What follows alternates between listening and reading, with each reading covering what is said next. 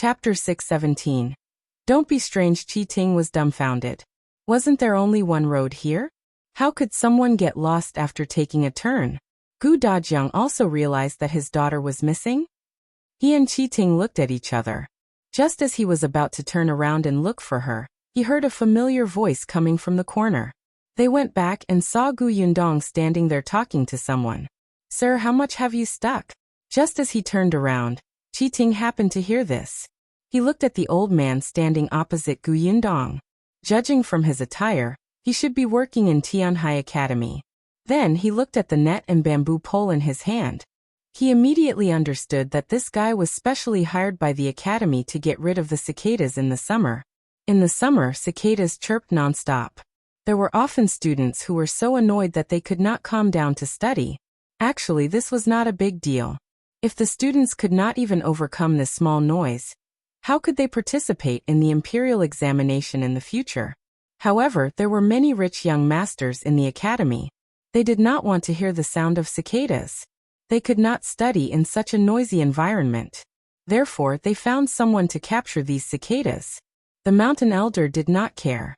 As long as the people who entered the academy were clean, and there were no more than 5 of them, they could catch the cicadas if they wanted to.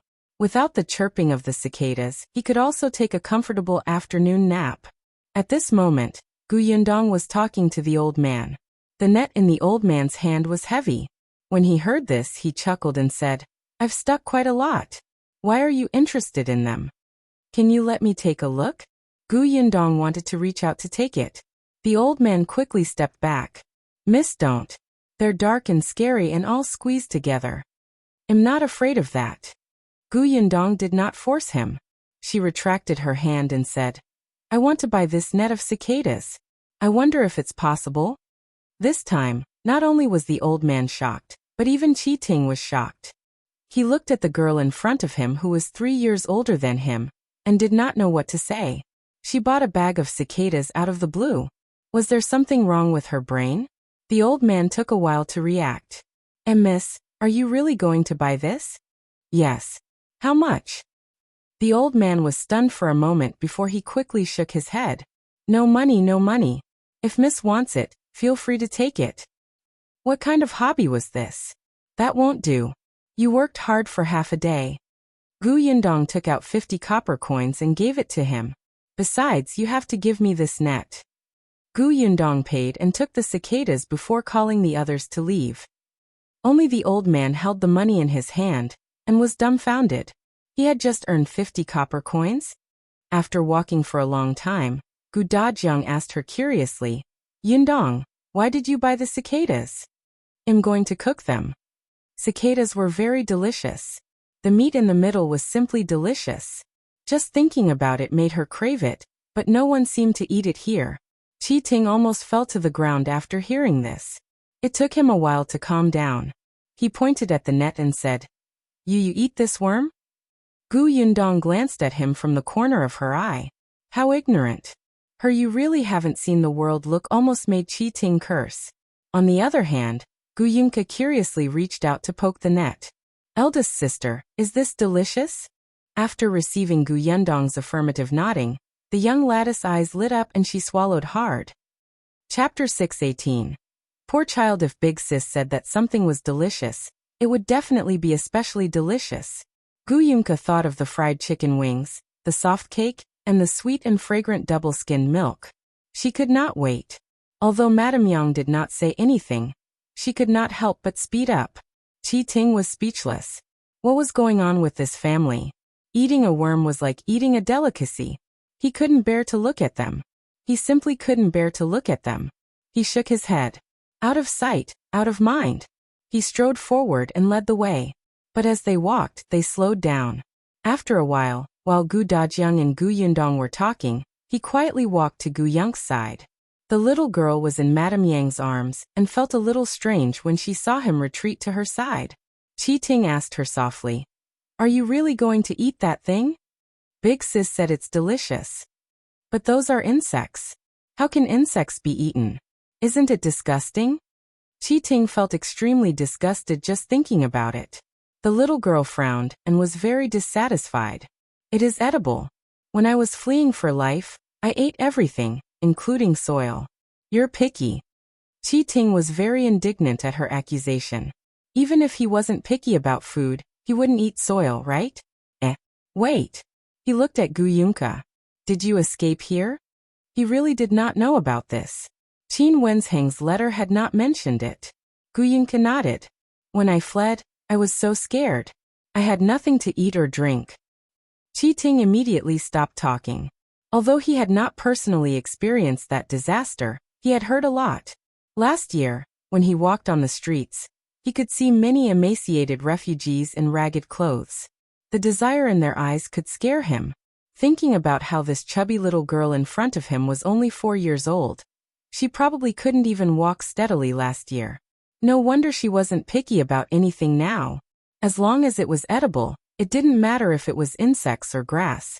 It could be seen that she had suffered a lot. Qi Ting touched her little head with sympathy. The little girl blinked. What was going on? Qi Ting sighed and suddenly turned around to run. Gu Yunke was speechless. Did she say anything just now? Gu Dajiang and Gu Yundong turned around when they heard the commotion behind them. They were confused. However, forget it. Even without Qi Ting, they could still find a way out.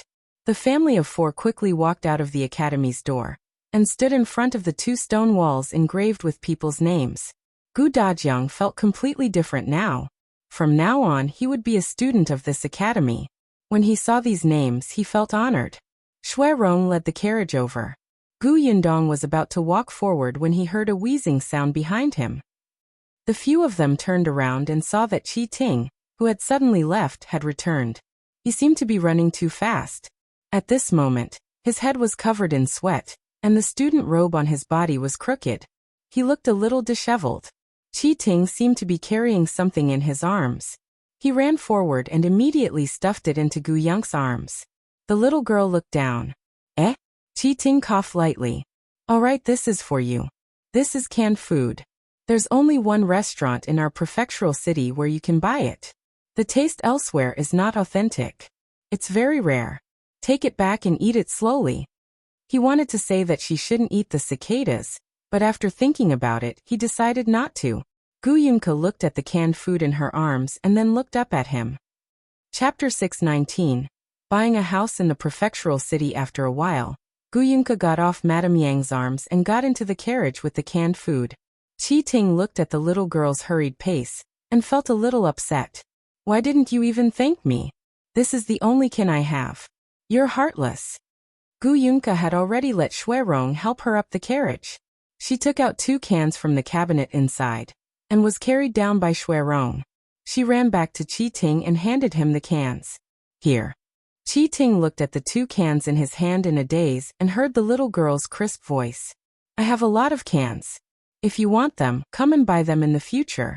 These 2 cans are for you. You'll have to pay in the future.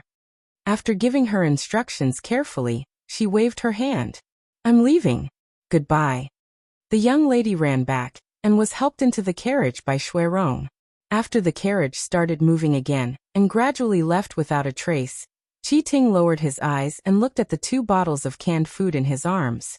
He muttered, I already said that the other places are not authentic. Even if there are a lot of cans, they won't be delicious. Before he could finish speaking, he turned around and happened to see the word Gu engraved at the bottom of the bottle. Gu? Qi Ting was stunned. Yes, wasn't Gu Dajiang's surname Gu? No, it couldn't be, right? At this moment, the little girl was also holding the can in her arms. She felt that Qi Ting was a strange person.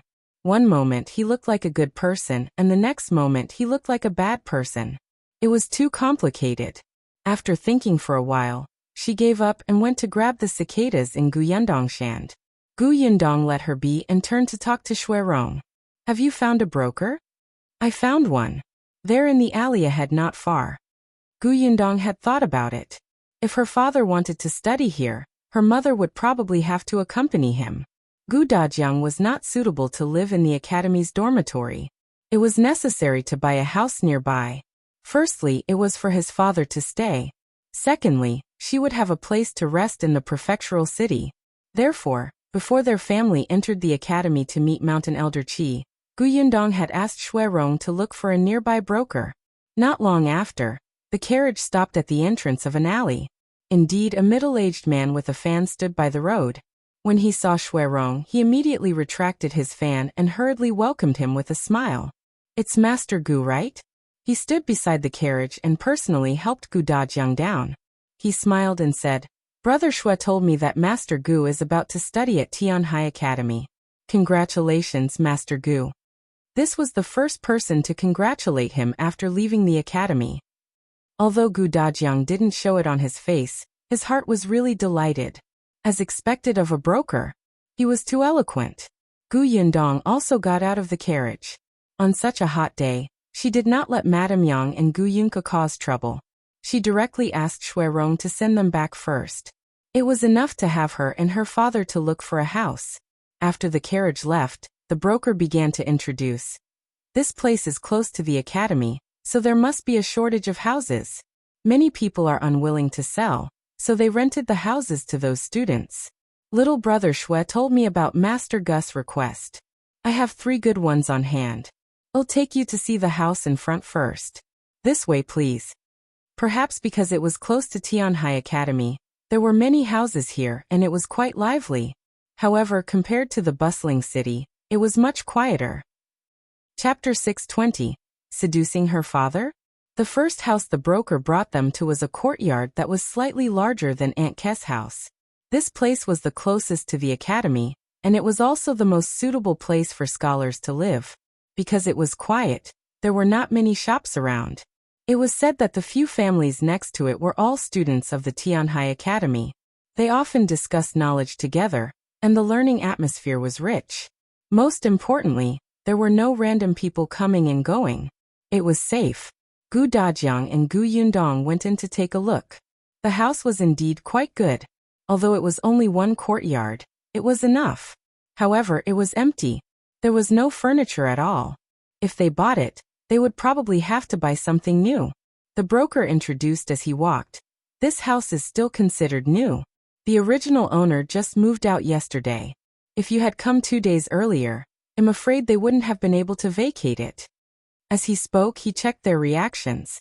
Gu Yundong did not say anything, and Gu Dajiang did not show any expression. After looking around, the 3 of them came out. The broker led them to the second house. The second house was a little further away, but the road outside the gate was very wide. It was not a problem for 2 carriages to travel side by side. There were some grocery stores around that sold daily stuff. They were not big, but they were very convenient and not noisy. When Gu Dajiang and Gu Yundong reached the door, they liked this environment. Moreover, this house seemed to be new. It should have been renovated not long ago. The broker took the key and opened the door. Gu Yundong was about to walk forward when he saw the neighbor's door open, and a woman walk out. She was slightly stunned when she saw Gu Yundong and his daughter standing at the door. The broker was already calling them over. "Master Gu, Miss Gu, come in and take a look." Gu Yundong and his father entered the main gate, and saw a persimmon tree planted in the courtyard. The tree was probably quite old, and its branches had already reached the next door. It looked rather comfortable. The courtyard was quite big. Although there was no furniture, there were many rooms, and the study, kitchen, and guest rooms were clearly divided. The broker brought them around, but he still could not see any satisfaction or dissatisfaction on their faces. He immediately sighed inwardly. This courtyard was the best among the 3 families. The house was big and new, and the location was good. Of course, the price was naturally the most expensive. However, the Gu family had yet to ask for the price. They could discuss it slowly. "Let's go to the next house." Gu Yundong planned to check all of them before deciding. It was necessary to compare the goods. The broker acknowledged the order and led them out. Once the door was locked, he led Gu Yundong and her father to the third house. Unexpectedly, when they walked to the room next door, the woman they had seen previously also came out. She nodded slightly at them and left with her head lowered. The broker walked in front and didn't notice. Gu Dajiang seemed to be considering the advantages and disadvantages of the 2 houses. Only Gu Yundong keenly noticed that the woman had secretly winked at her father. Damn it, they had only met once, and this woman was already trying to seduce her father? Gu Yundong's face instantly darkened. She turned back to look at the second family, and instantly ruled out this option. What a joke. After buying the house, her father would spend most of his time in the academy. Her mother would live in this house. If this woman had feelings for her father, wouldn't she find an opportunity to bully her mother? Madame Yang was not very vigilant against people. Chapter 621. Decided. Gu Yundong shivered and quickened his pace. The broker took them to the third house. This one had 2 courtyards. It was smaller than the previous one, but it was not bad. There were also shops around. There was a little noise, but it was very convenient to travel. What satisfied Gu Yundong the most was that there was a well about 10 meters away from the house. It was very convenient to get water. There was a river just beyond the end of the alley behind the house. It was also convenient to wash clothes.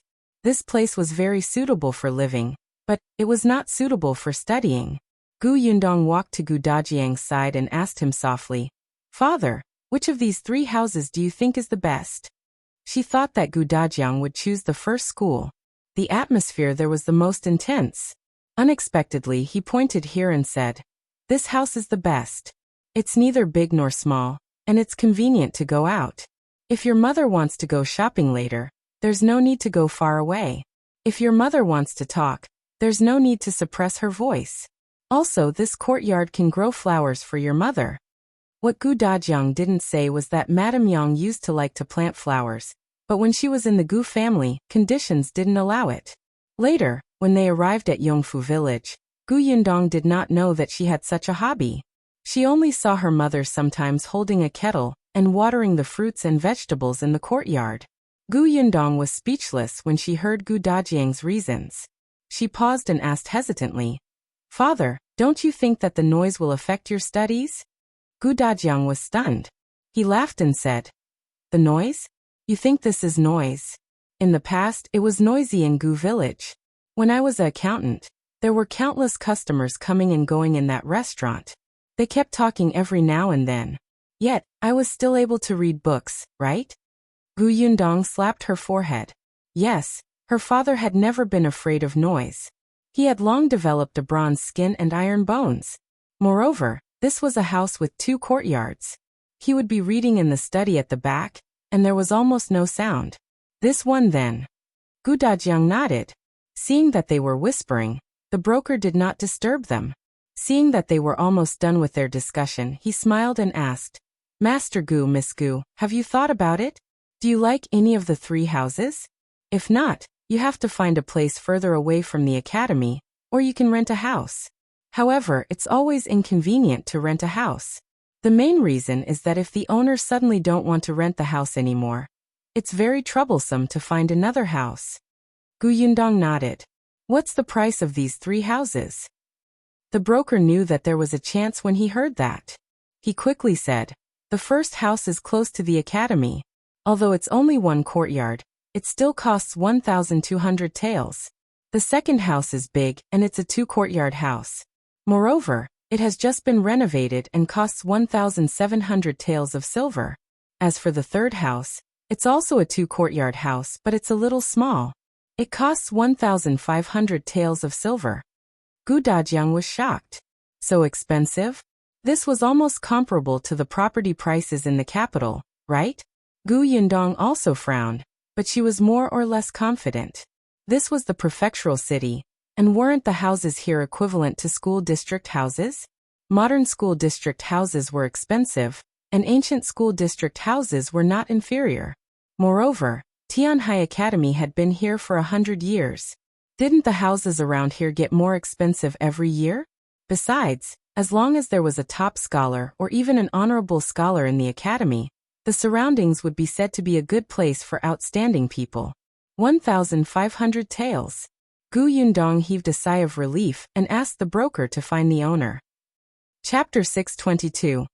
Auntie Disdain. The owner lived not far away.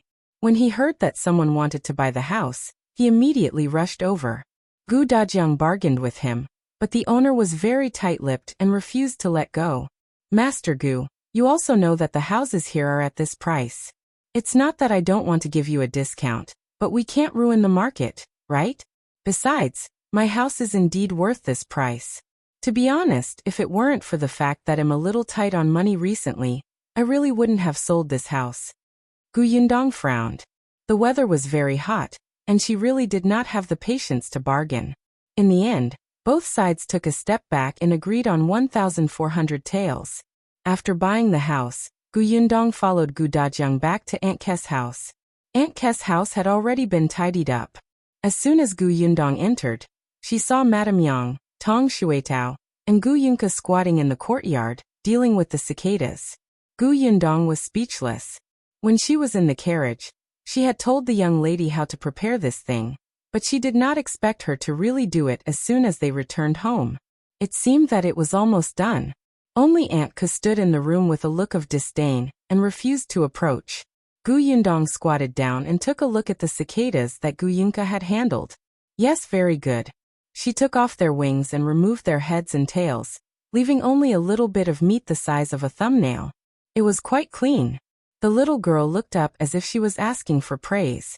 Big sister, did I do the right thing? That's right. You're smart. The little girl immediately smiled in satisfaction. She turned around and worked even harder to prepare the rest of the cicadas. Yundong grabbed her hand and looked at it. The cicada's feet had small barbs. Young's tender little fingers could easily be broken, but she was not afraid. Looking at her tender hands, they were all red. But when she met her expectant gaze, Yundong could only smile helplessly and tap her forehead. All right, wash those first. Eldest sister will cook them. The cicadas would only taste good if they were stir-fried. She poured oil, added ginger, onions and garlic, and poured all the clean cicadas down. There was a tearing sound, and the sound was pleasant to the ears. After a while, the fragrance exploded and instantly filled the entire kitchen. When Xiaoqing Yuan and the others entered, the fragrance instantly entered their noses. Zhou followed the fragrance to the kitchen, and was stunned when he saw the black cicadas. What is this? Meat. Yundong smiled.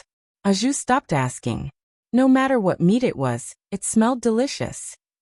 Therefore, when the 2 large plates of cicadas were served, Zhou couldn't wait to pick one up and stuff it into its mouth.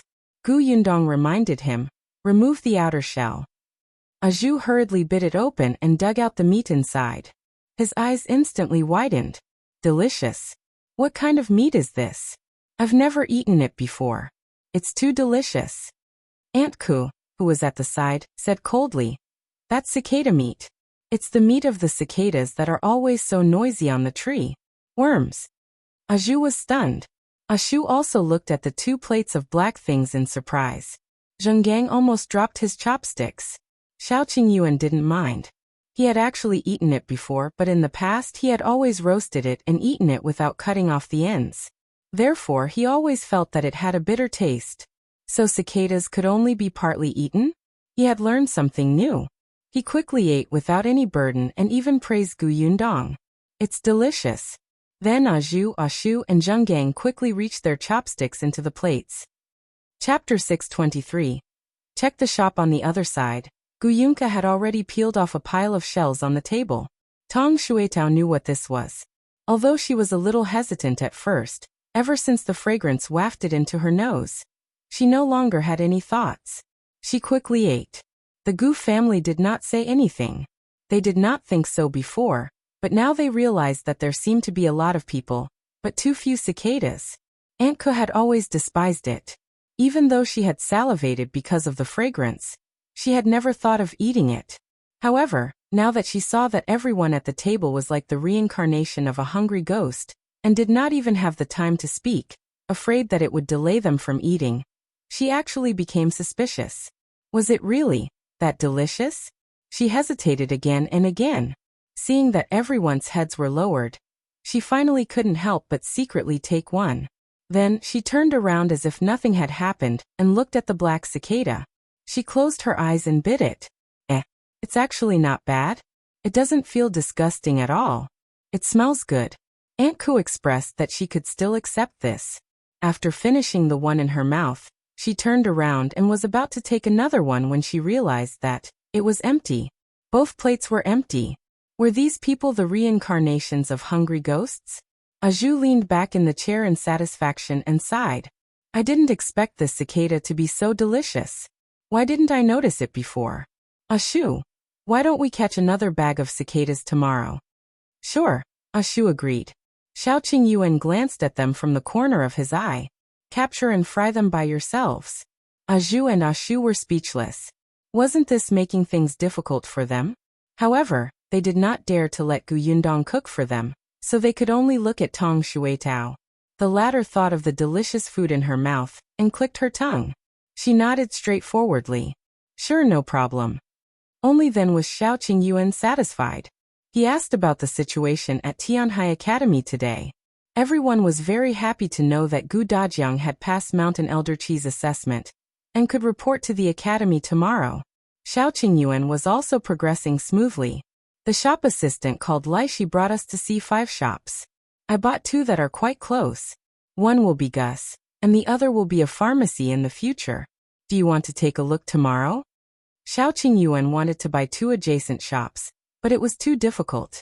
He could only find 2 close ones. The pharmacy was not in a hurry. The county's pharmacy had just started on the track. It was not easy to buy medicinal herbs, especially when they had to find a shopkeeper who knew medicine.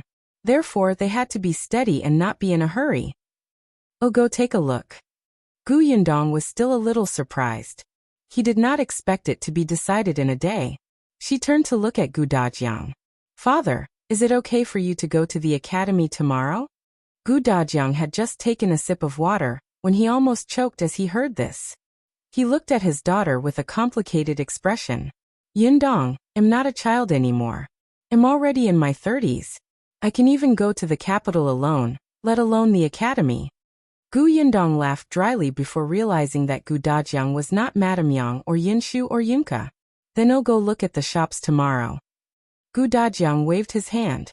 Go. Go do your work. Hence the next day Gu Yundong, Xiaoqing Yuan, Zheng Gang, and the others went to the shops. Gu Dajiang and Shui Rong went to the academy, while the others went to the house they had bought yesterday to tidy up the courtyard. Chapter 624. Who are you? The shop that Xiaoqing Yuan had bought was not in the center of the prefecture capital, but it was still a prosperous area. The road in front of the shop was very wide, and there were many people coming and going. The shop was a 2-story building with a small courtyard at the back. The courtyard was not big, but it was enough to accommodate people. Gu Yundong walked around the shop and was very satisfied. Seeing this, Xiaoqing Yuan couldn't help but laugh and say, "This shop used to be a bookstore." The owner was a scholar who only read books. He wasn't good at managing the bookstore left behind by his father, so he handed it over to the original shopkeeper. Unfortunately, the shopkeeper was a greedy person. Not only did he sell inferior goods, but he also secretly embezzled a lot of money from the shop. Not long ago, a scholar did not receive the remuneration he deserved after copying books for the bookstore. He could not help but shout in the academy, allowing the owner to know about it. Only then did the owner start to investigate the shop. The result almost made him faint from anger. Not only did the shop suffer a huge loss, but it also owed a lot of foreign debt. He immediately sent the shopkeeper to the government and got back a portion of the money, but there was still a huge debt that he could not fill. Scholars cared about their reputation the most, especially since the bookstore owed many students money for their hard work. He had no choice but to sell the shop. Gu Yundong sighed and sympathized with the scholar. However, she quickly threw it aside and began to think about how to renovate the shop in front of him. Why don't we get Uncle Feng to come over? Xiaoqing Yuan suggested. He has worked in the prefectural city before. He knows people here. We won't have to worry about not having any connections. Gu Yundong's eyes lit up. Sure. She had a good impression of Feng Daneng. Uncle Feng was the one who helped renovate Gus previously. Now Uncle Feng had a lot of work to do. He already had a mature workforce under him, but most of the work he took on was from the nearby villages. Occasionally, people from the town and county would look for him. But Gu Yundong knew that Uncle Feng was also ambitious and naturally hoped to go further and higher. The renovation of the shop did not require many people. Uncle Feng only needed to bring 2 helpers. Tomorrow morning, I'll get Ashu to go back quickly and bring Uncle Feng over. Sure. Gu Yundong thought that tonight, she would have to make a renovation plan according to the structure of this shop. Just as the two of them were chatting, a few voices suddenly came from outside. Gu Yundong and Xiao Qingyuan looked at each other and walked into the shop. As soon as they came out, they saw a familiar middle-aged man striding in and glaring at them with an unfriendly expression. It's you. Gu Yundong was stunned for a moment. Then she suddenly remembered. Wasn't this middle-aged man the person she saw at Jinxiu restaurant the day before yesterday, who wanted to reserve a private room? According to the shop assistant Laishi, he was the steward of the Zhou family? Steward Zhou was furious. He looked at Gu Yundong and the other two and sneered. Did you buy this shop? Gu Yundong frowned. She had always been friendly to friendly people. She ignored people who seemed to have eyes on their heads. Therefore, after glancing at the middle-aged man, she turned back to her shop. On the other hand, Zheng Gang asked him coldly, Who are you? Don't care who I am. Do you know that my master took a fancy to this shop first? All right, he had previously fought over the private room with her and now, he was snatching the shop from her. Where did this bandit come from? His reach was getting longer and longer. Chapter 625. The person he found. Zheng Gang wondered if there was something wrong with this person's brain. If your master liked it first, why didn't he buy it? If you didn't buy it yourself, why are you blaming others for taking action? What kind of people are these? Seeing that they were silent, the middle-aged man became even angrier. Did you hear that?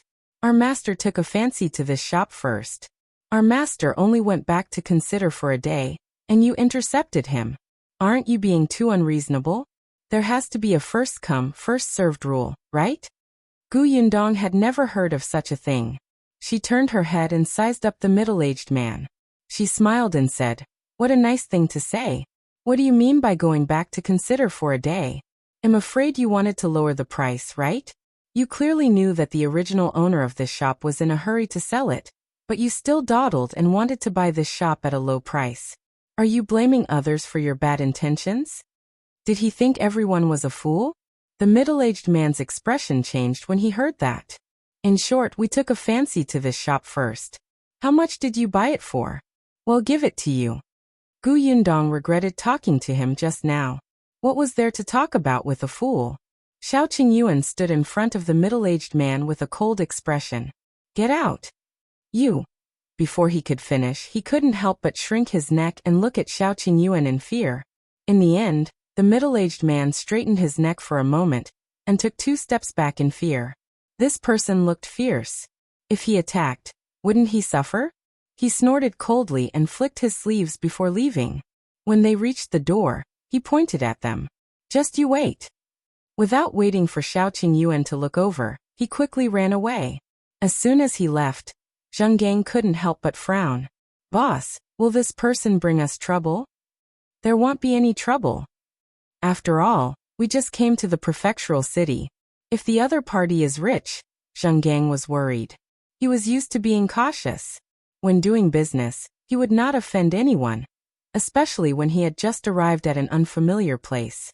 But Gu Yundong did not seem to care, nor did Xiao Qingyuan. He sighed. Gu Yundong saw that he was still very worried, so she smiled and explained. Uncle Zheng, you don't have to worry too much. If this Zhou family's steward is rich and powerful, and we can't offend him, when we went to Jinxiu restaurant 2 days ago, the shopkeeper and the waiter would have mentioned it. Moreover, the other party was the one who was arrogant and unreasonable first. If they did not beat up such a person, what should they do? Gu Yundong felt that if she showed weakness, the steward would definitely push his luck. Zheng Gang was stunned. It made sense. The 3 of them continued to look at the shop, but not long after, there was another commotion outside the door. Zheng Gang thought that the middle-aged man had returned, but he didn't expect that it wasn't. It was a few hooligans from the streets. They seemed to be collecting protection fees in this area. As soon as the hooligan leader entered, he looked at the 3 people opposite him and asked, If you want to open a shop here, you have to know the rules. What are the rules? Xiao Qingyuan took a step forward and narrowed his eyes as he sized them up. The hooligans were a little afraid of his cold face, but they still had some confidence because they had more people. This street is covered by us, So the shops along the street have to give us some protection money. It's not much. 100 taels a month. Zheng Gang sucked in a breath of cold air. You guys are robbing. Gu Yundong narrowed her eyes and looked at the middle-aged man hiding outside the shop. It was indeed the people he had called over. Chapter 626. Kicked off, Gu Yundong thought that this person would go back to his Zhou mansion to call for help. She did not expect him to have some brains. He was looking for the local hooligans to cause trouble here. At this moment, the middle-aged man was hiding at the entrance of the alley opposite. He said to the person beside him, "Well, go over and mediate when they get into a conflict later. It'll be much easier to buy their shop then." "Is it useful?" The person beside him looked like a servant. He was still a little worried. Steward Zhou snorted. "Of course it's useful. Who would be willing to pay a protection fee of 100 taels a month? It's a pity that we came a step later. Otherwise, we wouldn't have had to give money to those local hooligans to help." Steward Zhou pursed his lips. "Perhaps in this way, we can lower the price." After a pause he asked, "When will Master come?" "He should be here soon." Steward Zhou was a little anxious. "We have to get it done before old Master comes." Coincidentally, the three people in the shop didn't seem to have a good temper. They would definitely quarrel soon. He would just wait. The atmosphere in the shop was indeed tense. Zheng Gang looked at the local hooligans and said, "I've never heard of anyone on this street paying protection fees, let alone 100 taels a month." "That's right. In the past you didn't have to pay it. Now you have to. What's wrong? Are you going to give it to us? If you don't blame us for being rude." "You." Zheng Gang was furious. "I'm not giving it to you. Why don't we see how rude you are?" Gu Yundong retracted her gaze from Steward Zhou and glanced at the local hooligans. A local hooligan immediately glanced at her, and then his eyes lit up. His gaze became unrestrained. "Yo, there's a little girl here. She's quite good looking. Do you want to know how to be rude? Actually, it's simple. Why don't you come over and kiss me?" "Ah." Before he could finish speaking, the local hooligan felt a pain in his stomach. His entire body flew out like a kite with a broken string. Pa! Bang! The sound of the landing rang out. Not only was the local hooligan stunned, but the other gangsters were also stunned. The smile on their faces was still hanging as they froze. After a while, everyone turned around and looked at Xiao Qingyuan, who had attacked. They swallowed hard. Xiao Qingyuan glanced at them coldly. Who else wants to be rude? The local hooligans trembled and immediately took a few steps back. Steward Zhou and the servant were even more stunned. Just like that, the man was sent flying? What should we do? The servant was so nervous that his tongue was tied. That person seems to know martial arts. Even if we go over together, we won't be able to beat him. Those local hooligans won't be able to do anything either. Why don't we forget about that shop? Steward Zhou was also so frightened that he trembled. However, when he heard the servant's words, he slapped him. "What nonsense are you talking about? That shop was chosen by old Master. Can I just give it up? Looks like we have to rely on ourselves. You quickly call Ah Feng over. He's a guard of our residence. He's very skilled.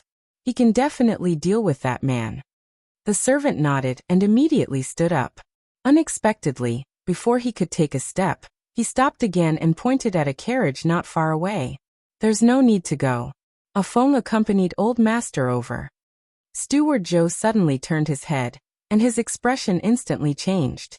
Chapter 627. Why are they here? What should we do now? The servant asked in a daze. Steward Zhou thought for a moment, gritted his teeth and said, "What else can we do? Tell old Master directly." As he spoke, Steward Zhou hurriedly came out of the alley and stopped old Master Zhou's carriage before it arrived at the shop. He apologized with a sad face. "Old Master, I'm sorry. I couldn't do what you instructed. I'm guilty." The curtain of the carriage opened, and old Master Zhou got out of the carriage. He frowned at him. "What happened?" "Master, the shop you like has been bought by someone." Old Master Zhou kicked him. "Useless thing. You can't even deal with a shop." Steward Zhou endured the kick, but he blamed it on Gu Yundong and the others in his heart. "Master, I had no choice. I had already negotiated the price with the original owner of the shop, Master Li. Master Li was waiting for me to tell Master, so that he could transfer the ownership of the shop after I gave the money. I didn't expect. As he spoke, he sobbed. I didn't expect 3 people to suddenly come and insist on buying that shop. They even said that they would give eldest Li an additional 200 taels of silver. When I heard that, how could this be? We decided to buy this shop first. However, those 3 people were completely unreasonable. One of them was a man who had some skills and directly threw me out. I couldn't beat him, so this shop? Old Master Zhou's eyes widened. Outrageous. There's actually such an unreasonable bandit. That's right. It's too much to buy something with force just because he has some martial arts. Old Master Zhou sneered. So what if he has martial arts? Afeng, go and meet him. Yes, Master. Afeng cupped his hands and walked towards the shop first. Only then did Old Master Zhou and Steward Zhou slowly follow behind. Steward Zhou revealed a smile and felt a little pleased. When Afeng walked to the entrance of the shop, he happened to see the local hooligans retreating in a panic. One of them almost bumped into him. That person turned around and happened to recognize him. Wasn't this the Zhou family's guard? The local hooligans immediately did not retreat. With the Zhou family's guard here, wouldn't these people be crushed to death with one hand? Afeng was an orthodox martial arts practitioner. They could not defeat him even if they were combined. Therefore, the local hooligans quickly moved aside and let Afeng walk in. Afeng saw Zheng Gang at first, and then Xiao Qingyuan. Then his expression changed instantly. The third glance he saw Gu Yundong. Afeng suddenly took a step back. His pupils constricted and his body trembled uncontrollably. How could it be them? Gu Yundong no longer remembered this person, but Xiao Qingyuan had a deep impression of him. Back then, the master of Afeng's family had almost caused his Yundong to fall off the horse. He really did not expect to see him again. What's the matter? Xiao Qingyuan narrowed his eyes and asked. Afeng subconsciously shook his head and turned to look for his master. Old Master Zhou had already walked forward. Steward Zhou pointed at Xiao Qingyuan and the other 2 and said, Old Master, it's them. Old Master Zhou raised his eyes slightly and glanced at Zheng Gang, who was at the front. It's you who took a fancy to my shop and did not resort to tricks. Afeng immediately tugged at his sleeve. Master, look over there. He pointed at Gu Yundong's position in a low voice. Chapter 628. Long time no see. Zhou Dafu frowned and looked in the direction where Afeng was pointing. The next moment his chubby body jumped up nimbly, and he instantly took 2 steps back. He looked at the 2 of them with a trace of fear in his eyes. You, how could it be you? Why are you here? Oh, Gu Yundong knew this person. After all, he was the person who gave her money. She took another look at Steward Zhou, who was following behind her, and immediately understood. So this Zhou mansion was that Zhou mansion. Old Master Zhou, it's been a long time. How have you been recently? Have you been earning a lot of money? Zhou Dafu hurriedly shook his head. It's not a lot. It's not a lot at all. Zhou Dafu's heart ached when she had extorted so much money from him last time. Now that he saw Gu Yundong's cunning expression, he instantly had a bad feeling. If it's not a lot, how did you find so many local hooligans to cause trouble for our shop? Zhou Dafu was stunned.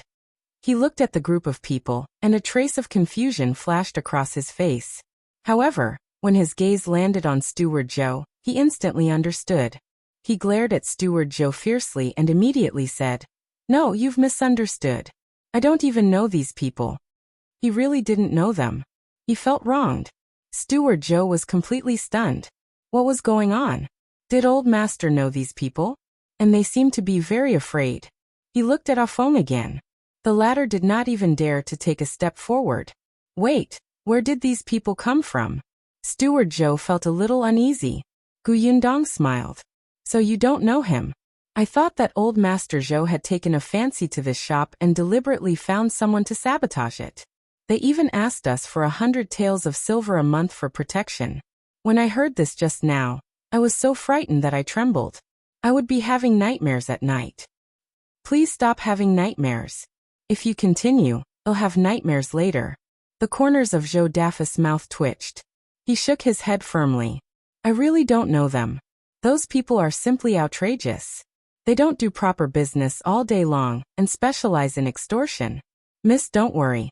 We're all acquaintances. I'll help you deal with these people. Gu Yundong nodded. All right, then I'll have to trouble old Master Zhou. It's no trouble. I'll take her away now. After saying that, he gave Ah Feng a look. Without waiting for Gu Yundong to say anything, he quickly turned around and left in a hurry. Gu Yundong looked at his back speechlessly. Why was he in such a hurry? She had not even mentioned the issue of compensation.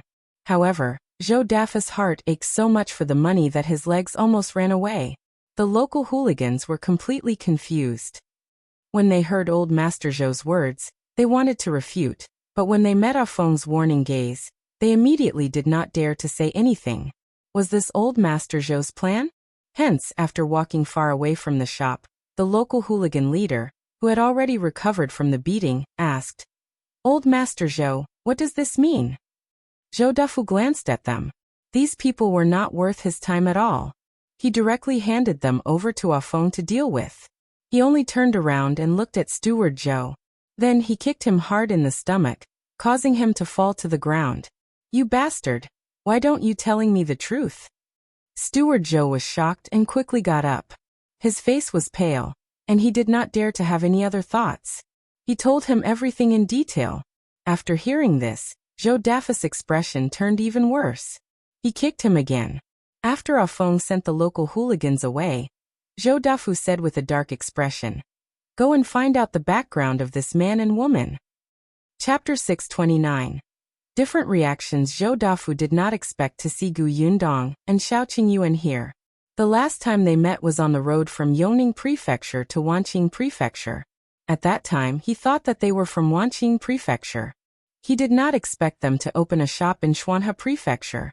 At the thought that he was about to be extorted by the two of them again, Zhou Dafu felt extremely unhappy. He turned around and kicked Steward Zhou hard again. Take care of those local hooligans yourself. Also, I'll punish you with half a year's worth of salary. If there's a next time, I'll sell you off. This old servant doesn't dare. Steward Zhou laughed bitterly in his heart. He didn't dare to ask what was going on with those people.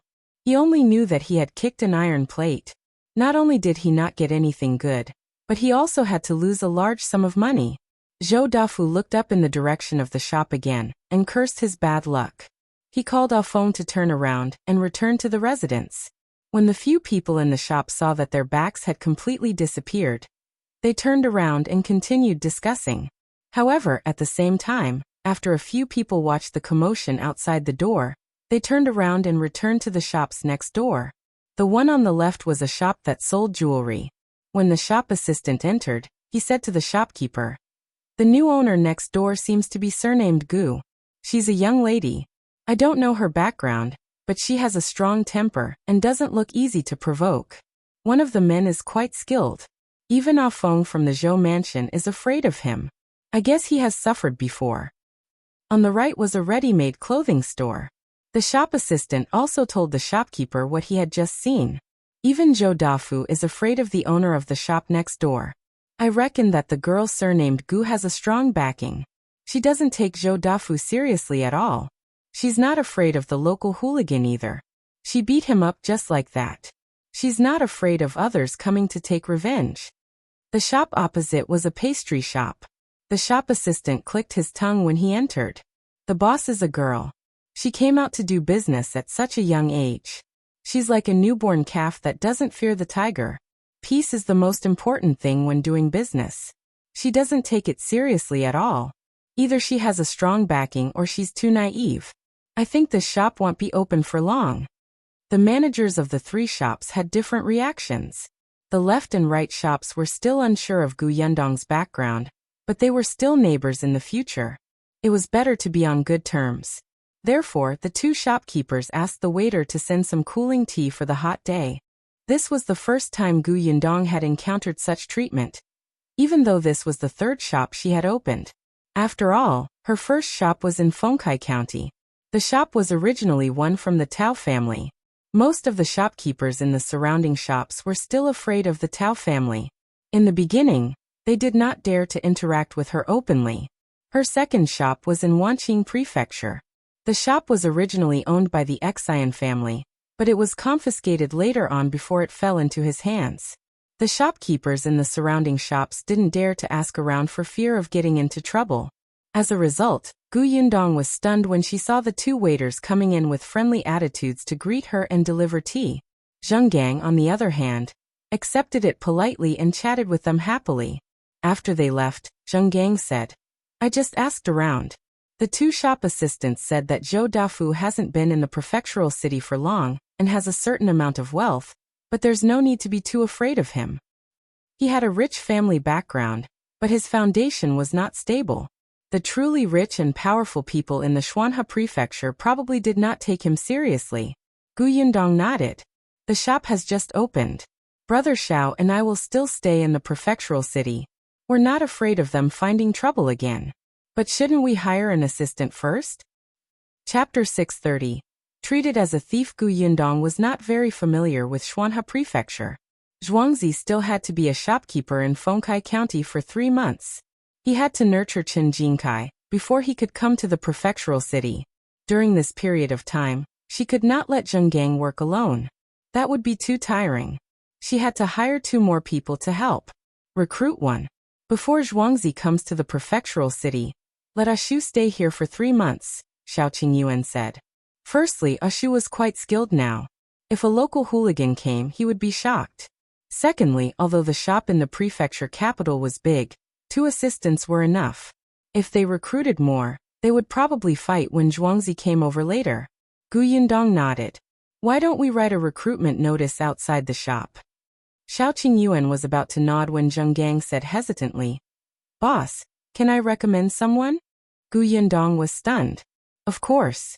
It would be best if Uncle Zheng had a suitable candidate. It would also save us the trouble of looking for people with completely unfamiliar personalities.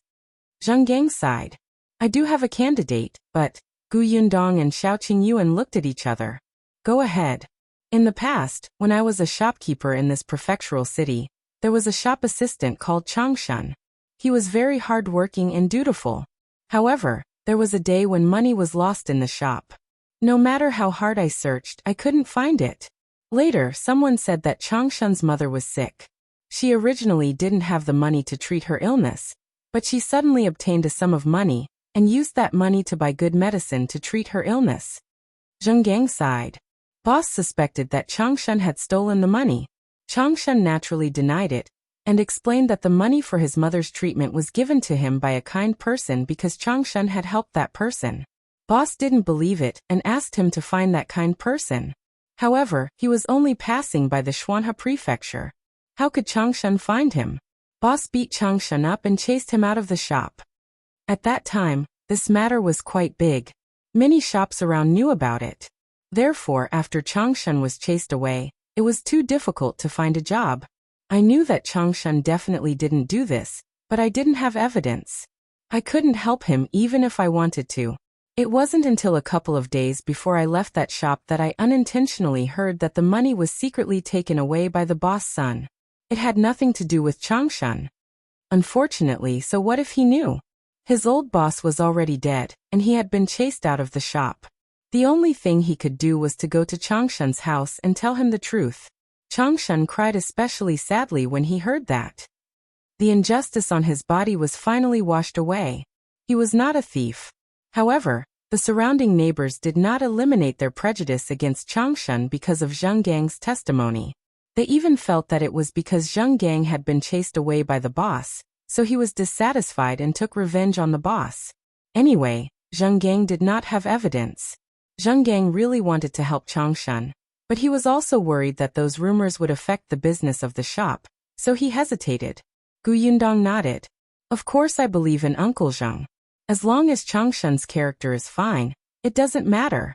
Zhuangzi used to be a hooligan in the village, but hasn't he become a shopkeeper now? But I want to meet the shop assistant called Shunzi first. Zheng Gang was overjoyed. The wrinkles on his face were squeezed into a ball. Oh, go find him now. Chapter 631. Cruel. As soon as Zheng Gang finished speaking, he turned around and was about to leave. However, he stopped after taking a step and said embarrassedly, Shunzi's house is a little far from here. When will the boss return to the inn? Why don't I bring him to the inn? Gu Yundong thought for a moment and asked, where is his house? South of the city. South of the city? Coincidentally, we're almost done looking at the shops. I plan to go to the new house to take a look. I'll go with you so that you won't have to run around on a hot day. The Tianhai Academy was in the south of the city, so naturally, the house she had just bought was also in the south. Zheng Gang nodded repeatedly. All right. Before I leave, I'll take a look at the shop that Brother Xiao bought. Gu Yundong turned around and saw Xiao Qingyuan's disappointed expression. However, after hearing her words, the corners of his lips curled up. Xiao Qingyuan took the lead and walked forward. It's not far. We'll be there soon. It was really not far. It was only a street away. Compared to Gu Yundong's shop, the one for the pharmacy here was smaller. However, the backyard was much larger. After all, it would require more space to make medicine in the future. There were no medical centers nearby. It was very inconvenient for many people to get medicine. It seemed to be quite suitable for opening a pharmacy. However, it was still early. Xiao Qingyuan planned to rent out the shop first and collect some money. After checking the shop, the three of them got into the carriage and drove towards the south of the city. Changshan's house was said to be in the south of the city, but it was actually quite a distance away from the house that Gu Yundong had bought. Compared to Gu Yundong's school district house, Changshan's place was one of the slums. As soon as they entered the alley, the road immediately narrowed. In addition, many people's things were piled at the door, blocking most of the alley. Gu Yundong and the others could not enter the alley on the huge carriage at all. A trace of embarrassment flashed across Zheng Gang's face. Boss, why don't you wait here with Qingyuan? I'll go in and call Changshan out. Not only was this alley narrow and noisy, but there were also all kinds of smells mixed together. It was simply indescribable. However, Gu Yundong waved her hand. No need. Let's go in. The village is full of pits. It's not much better from here. Why can't we walk? The carriage was placed at the entrance of a small restaurant at the intersection. After paying a few copper coins to the shopkeeper to help take care of it, the three of them walked into the alley. Although the alley was a little messy, the smell of life was very strong. Children were running around happily on the road.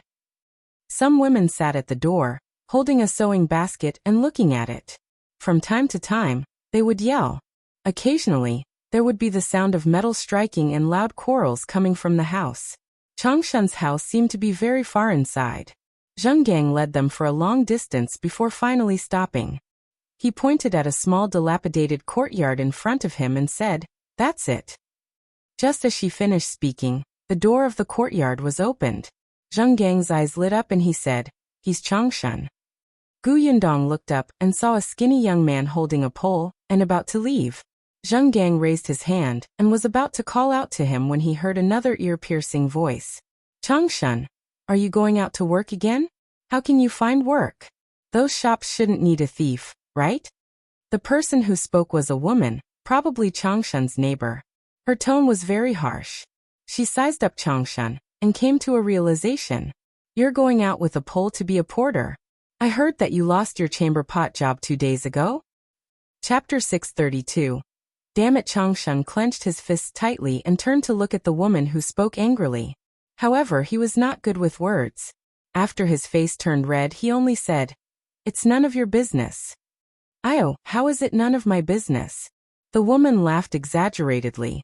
"Let me tell you, because of you, our reputation in this area is ruined. If our son hadn't been implicated by you, he wouldn't have been unable to find an easy job. You still have the cheek to continue living here. If it were me, I would have long found a place to hang myself so that my mother and sister would dare to go out." Changshan was trembling with anger, especially when the other party mentioned his mother and sister.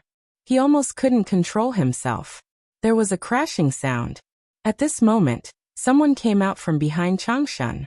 That person held a basin of water in his hand and splashed it directly at the woman opposite him. Ah! The woman was instantly drenched and looked exceptionally disheveled. She screamed and jumped around. "Damn it, how dare you splash it on me? What's wrong with splashing water on you? The person finished splashing water and put away the wooden basin in her hand. She pointed at the woman's nose and scolded. Who ruined our reputation in this area? It's you. If you hadn't gone around slandering my brother as a thief, my brother wouldn't have lost one job after another. Your son can't find a job because he's lazy. What does it have to do with my brother? Don't blame my brother for all the nonsense. My brother isn't a thief. My mother and I believe him. Don't talk nonsense for no reason. Get lost. You be asterisk teach. No wonder you can't get married. You're so fierce and vicious at such a young age. You deserve to stay at home and be a spinster for the rest of your life. The woman was furious. She wiped the water off her face and realized that it was stinky. Her face turned even paler. The Ding family really made the right choice to break off the engagement. They long saw that you're not a good person. Little whore, in the future you'll be. Before she could finish speaking, Changshan took a step forward with a dark expression. His fists were clenched tightly, as if he was about to hit someone. The woman was so frightened that she took a step back and stuttered. What are you trying to do? If you dare to say anything bad about my sister again, I won't be polite to you. Changshan kicked the stool beside the woman, and the needle basket on it fell to the ground. Ah! The woman screamed and wanted to curse, but when she saw the siblings glaring at her, she immediately cowered. She only shouted indignantly, You wait. When my husband comes back, I'll teach you a lesson. Changshan glared at her and turned to go back. He picked up the pole on the ground again and said to his sister, Su Qing, go in and close the door. I'll come back tonight. Su Qing frowned and looked at the pole in his hand. She wanted to say something but hesitated. After a while, she didn't say anything and only nodded. Brother, be careful. Don't tire yourself out. All right, I understand. Changshan turned around and was about to leave when he heard a cheerful and familiar voice. Changshan. He was stunned. He looked in the direction of the voice and saw 3 people standing not far behind him. One of them was the shopkeeper he was familiar with, Zheng Gang. He was overjoyed. Shopkeeper, why are you here? I'm here to look for you. Our boss is looking for a shop assistant. She heard that you're hardworking and insisted on coming over to take a look. Zheng Gang laughed. Chapter 633:1 Want you to be my shop assistant. Changshan was shocked, and so was Su Qing. The woman who was about to enter the room next door did not care about the water dripping from her body. She turned around and looked at Zheng Gang and the other 2 in shock. Zheng Gang chuckled. He wanted to say something just now, but his boss didn't let him move, so he could only watch. Now that the boss did not turn around and leave after seeing everything, it seemed that she planned to hire Changshan. He strode over and pointed at Gu Yundong. Changshan, let me introduce you. This is my current boss, Miss Gu. She has opened a shop in the Prefectural city and is planning to hire a shop assistant. She asked if you want to come. Changshan's eyes suddenly lit up. When Gu Yundong looked over, he trembled nervously. He leaned the pole against the door, not knowing what to do. He rubbed his hands and said, I. Su Qing was also very surprised, but when she saw her brother like this, she immediately expected better from him. She hurriedly looked at Gu Yundong and said, Miss Gu, right? Come in first. It's very hot outside. Come in and have a glass of water to rest your feet. As she spoke, she moved aside and was about to let Gu Yundong walk in. Unexpectedly, at this moment, a sharp voice came from behind. Not to be outdone, the woman shouted, Miss, don't fall for it. You'll be in big trouble if you hire Su Changshan to work in your shop. Everyone at the door looked at the woman in unison. Su Changshan and Su Qing's expressions changed drastically, and they trembled with anger. When the woman saw this, she said smugly, Miss, I'm afraid you don't know. This Su Changshan is hardworking, but his hands are dirty. In the past, he was chased out by the owner of his shop. He was accused of stealing money from the shop. Miss, if you really want to find a shop assistant, you can look for my son. My son has a good character. Su Qing wanted to scold her, but she was worried that she would leave a bad impression on Gu Yundong. However, Zheng Gang pointed at her and said angrily, Nonsense. I've said before that Changshan is a good person. He never stole the boss money. Don't slander him here and ruin his reputation. Oh, it's you. I remember now. You did come a year ago. But you're on good terms with him. Perhaps you're in cahoots with him. You were also involved in stealing money. Miss, you must open your eyes wide and not fall for it. Otherwise, the shop will be emptied by them. Su Qing could no longer hold it in. She grabbed the pole beside her and wanted to rush over and smash her mouth. But Gu Yundong stopped her. Su Qing was stunned and felt uneasy. She was afraid that her brother's job would be ruined again. She was even more afraid that she might implicate shopkeeper Zhou. Gu Yundong looked at the woman and saw the smug look on her face. She laughed. I can judge for myself what kind of person Su Changshan is. As for whether your son has a good character, I can tell from your harshness as a mother. With that, she turned around and entered the courtyard without looking at her. The woman was stunned for a moment before she reacted. She immediately screamed. You're calling me mean? Where did you come from, little b*****? How dare you call me mean? Let me tell you. Xiao Qingyuan looked over coldly. The woman instantly felt a chill run down her spine. She felt even more frightened than when she faced the furious Su Changshan just now. She no longer hesitated and quickly turned around to go home, not daring to say a word. Only then did Xiao Qingyuan enter. Zheng Gang hurriedly followed. Chapter 634. Salary. On the other hand, Su Changshan and Su Qing stood at the door and looked at each other before entering the courtyard. The Su family's courtyard was really small, even smaller than Aunt Kes. Although Aunt Kes' house only had 2 sleeping rooms, the rooms were big. The 2 rooms in the Su family's house were pitifully small, as if they were one room that was separated by one wall. The central room was also small. When the 5 of them entered, the central room seemed to be filled.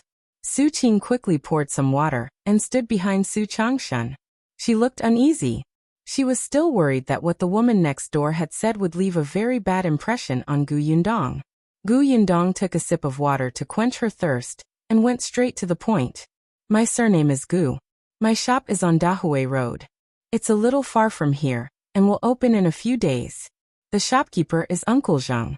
You're familiar with him. He needs 2 workers. One has already been chosen. Uncle Zhou recommended you to me and said that you're honest and hardworking, so I came over to take a look. What about you? What do you think? Do you have any intention of coming along? Su Qing was very happy, and the worry in her heart was relieved. She quickly turned to look at her brother. Su Changshan was still a little confused. This girl actually wanted to hire him as a shop assistant? How could he have a job? He didn't have to think about finding work every day. When he was a porter, his salary was low and often delayed. Moreover, he would work under Uncle Zhou. Uncle Zhou was a good person and never hit or scolded them casually. Except, after Su Changshan was done being excited, he gradually calmed down and said, Miss Gu, you heard it just now. I have a bad reputation. Are you referring to being treated as a thief? Uncle Zhou has already told me that. I trust him, so I hope you won't let him down. If you're willing, work hard in the shop in the future. I won't treat you badly. Hearing that she didn't mind, Su Changshan finally heaved a long sigh of relief. There was a happy smile on his face. I am willing. I'll do my best. Yes, about the salary, 3 taels of silver a month temporarily. If you do well in the future, your salary will increase. If you think there's no problem, we can sign the contract now. The salary in the prefectural city was higher. Zheng Gang did well in the county city, so she gave him 10 taels of silver. In the future, Gu Yundong felt that there should be no problem with increasing his salary annually. She thought about it. After the new year, she could also raise the salary of the old employees at the workshop. When Su Changshan heard that it was 3 taels of silver, how could he not be willing? He hurriedly nodded. Independent Illinois, go borrow a pen and paper now. We can sign the contract soon. There's no need. I have the contract. You just need to put your thumbprint on it. Gu Yundong had already prepared multiple employment contracts. The names and positions were different, but the contents were similar. Su Changshan took it and pressed his thumb on it without even reading. Gu Yundong smiled. It seemed that Zheng Gang's trust was not wrong. Su Changshan also trusted Zheng Gang very much. She was quite satisfied with Su Changshan. Although he was not good with words, It could be seen that he was very protective of his family and was not afraid of hardship or exhaustion. Zhuangzi, on the other hand, was a smart person. He was eloquent and complimented Su Changshan. The two of them were very suitable for each other. If both of them could talk, they would probably quarrel. Gu Yundong was about to leave after settling on the shop assistant.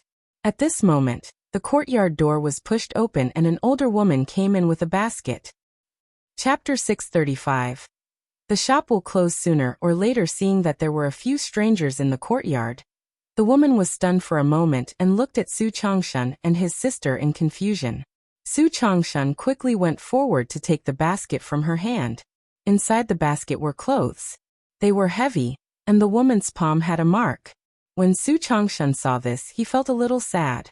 However, he quickly smiled and placed the basket on the steps at the side. He said to the woman, "Mother, you're back. This is Uncle Zhang. You've seen him before. This is Miss Gu and Master Xiao. Miss Gu is opening a shop in the Prefectural city and asked me to be a shop assistant. I have a job now. Mother, you don't have to wash clothes for others in the future." Ever since Su Changshan was labeled as a thief, the Su family's life had become difficult. Su Changshan went out every day to find manual labor. Su Qing did some embroidery work at home, so Mother Su went to collect some clothes to wash. It was better in the summer. In the winter, the water was cold, and Mother Su's hands were often swollen like steamed buns. It was very tiring. Even so, she would not be able to earn much. Now that Su Changshan had a proper and stable job, his mother did not have to work so hard. When Mother Su heard that this stranger was the boss who was hiring her son, she immediately became excited. She hurriedly wiped her hands and invited Gu Yundong in. "Boss Gu, don't stand there. Come in and sit. It's almost noon. Everyone have lunch here. I'll go buy groceries now. It'll be quick." She turned around and was about to leave when Gu Yundong quickly stopped her. "Aunt, you don't have to. I still have something on. I'm leaving now. It's rare for you to come here. How can you leave without eating? There's really no need." Zheng Gang also said, "Sister-in-law Su, rest for a while. In 2 days, ask Changshan to look for me at Dahui Road. Well, leave first." Xiao Qingyuan nodded and opened the courtyard door first, letting Yundong leave before going out. When Gu Yundong went out, she saw the woman next door looking over. When Gu Yundong looked back, she immediately retracted her head. Only after the three of them had left did the woman come out. She ran to the Su family's door and knocked. Su Qing came over to open the door. When she saw her, she closed the door without a word. The woman almost bumped her nose. You little b****. Are you feeling good now that you have a job? Just you wait. Let's see how long your brother can do this job. Humph." After saying that, he even spat on the ground. "He's just a small shop assistant. He thinks he's a big shot. Who knows when that small shop will close down." She cursed and went back. Someone beside her asked curiously what was going on. The woman added fuel to the fire and told him not to go to that shop to buy things. To be able to hire a thief as a shop assistant, this stranger definitely did not do any legitimate business. However, when someone asked her what the shop was for and where it was, the woman could not answer for a moment. Mother Su asked the same question. Su Changshan touched his head and said in embarrassment, "I didn't ask in detail. It seems to be a food business. But Uncle Zheng recommended it, so it definitely won't be bad. Mother, don't worry. It's just that the place is a little far. It's on Dahui Road. I might be late coming home in the future." Mother Su waved her hand. "It's not a big deal. Later, you can bring me there so that I'll know where it is. I can even send you lunch. The shop is small, but it's not a big deal. Work hard. It's better than carrying bags for others." After a pause, she suddenly asked, "I heard that young Master Xiao seems to call Miss Gu Yundong?" Chapter 636. You're committing a sin. When Xiao Qingyuan went out, he did call out softly. If Mother Su had not been focused on them at that time, she might not have heard it. Su Changshan was stunned and nodded. "Yes, I think Miss Gu's name is Gu Yundong. What's wrong, Mother?" Mother Su frowned. "I keep feeling that this name is a little familiar, as if I've heard it somewhere before. I just can't remember where." Su Qing smiled. Mother, this name isn't strange. There's another person called Li Yundong at the entrance of our alley. Boss Gu has always been in Fengkai County. She's only been here for 2 days. It's impossible for you to know her. That's true. Mother Su quickly stopped struggling. She was old now, so it was possible that she remembered wrongly. But you have to wear good clothes to work in the shop. Little Qing, I remember that there's still a piece of fabric in the cabinet. Make a new set of clothes for your brother. Don't embarrass the boss. Sure thing. With work to do, the 3 members of the Su family were completely different. All their gloominess was swept away, as if they were already standing in front of a bright future, and did not have to worry anymore. Gu Yundong, who was in the carriage, had a good impression of the Su family. The family was simple. Su Changshan was an honest person, and his mother and sister were reasonable.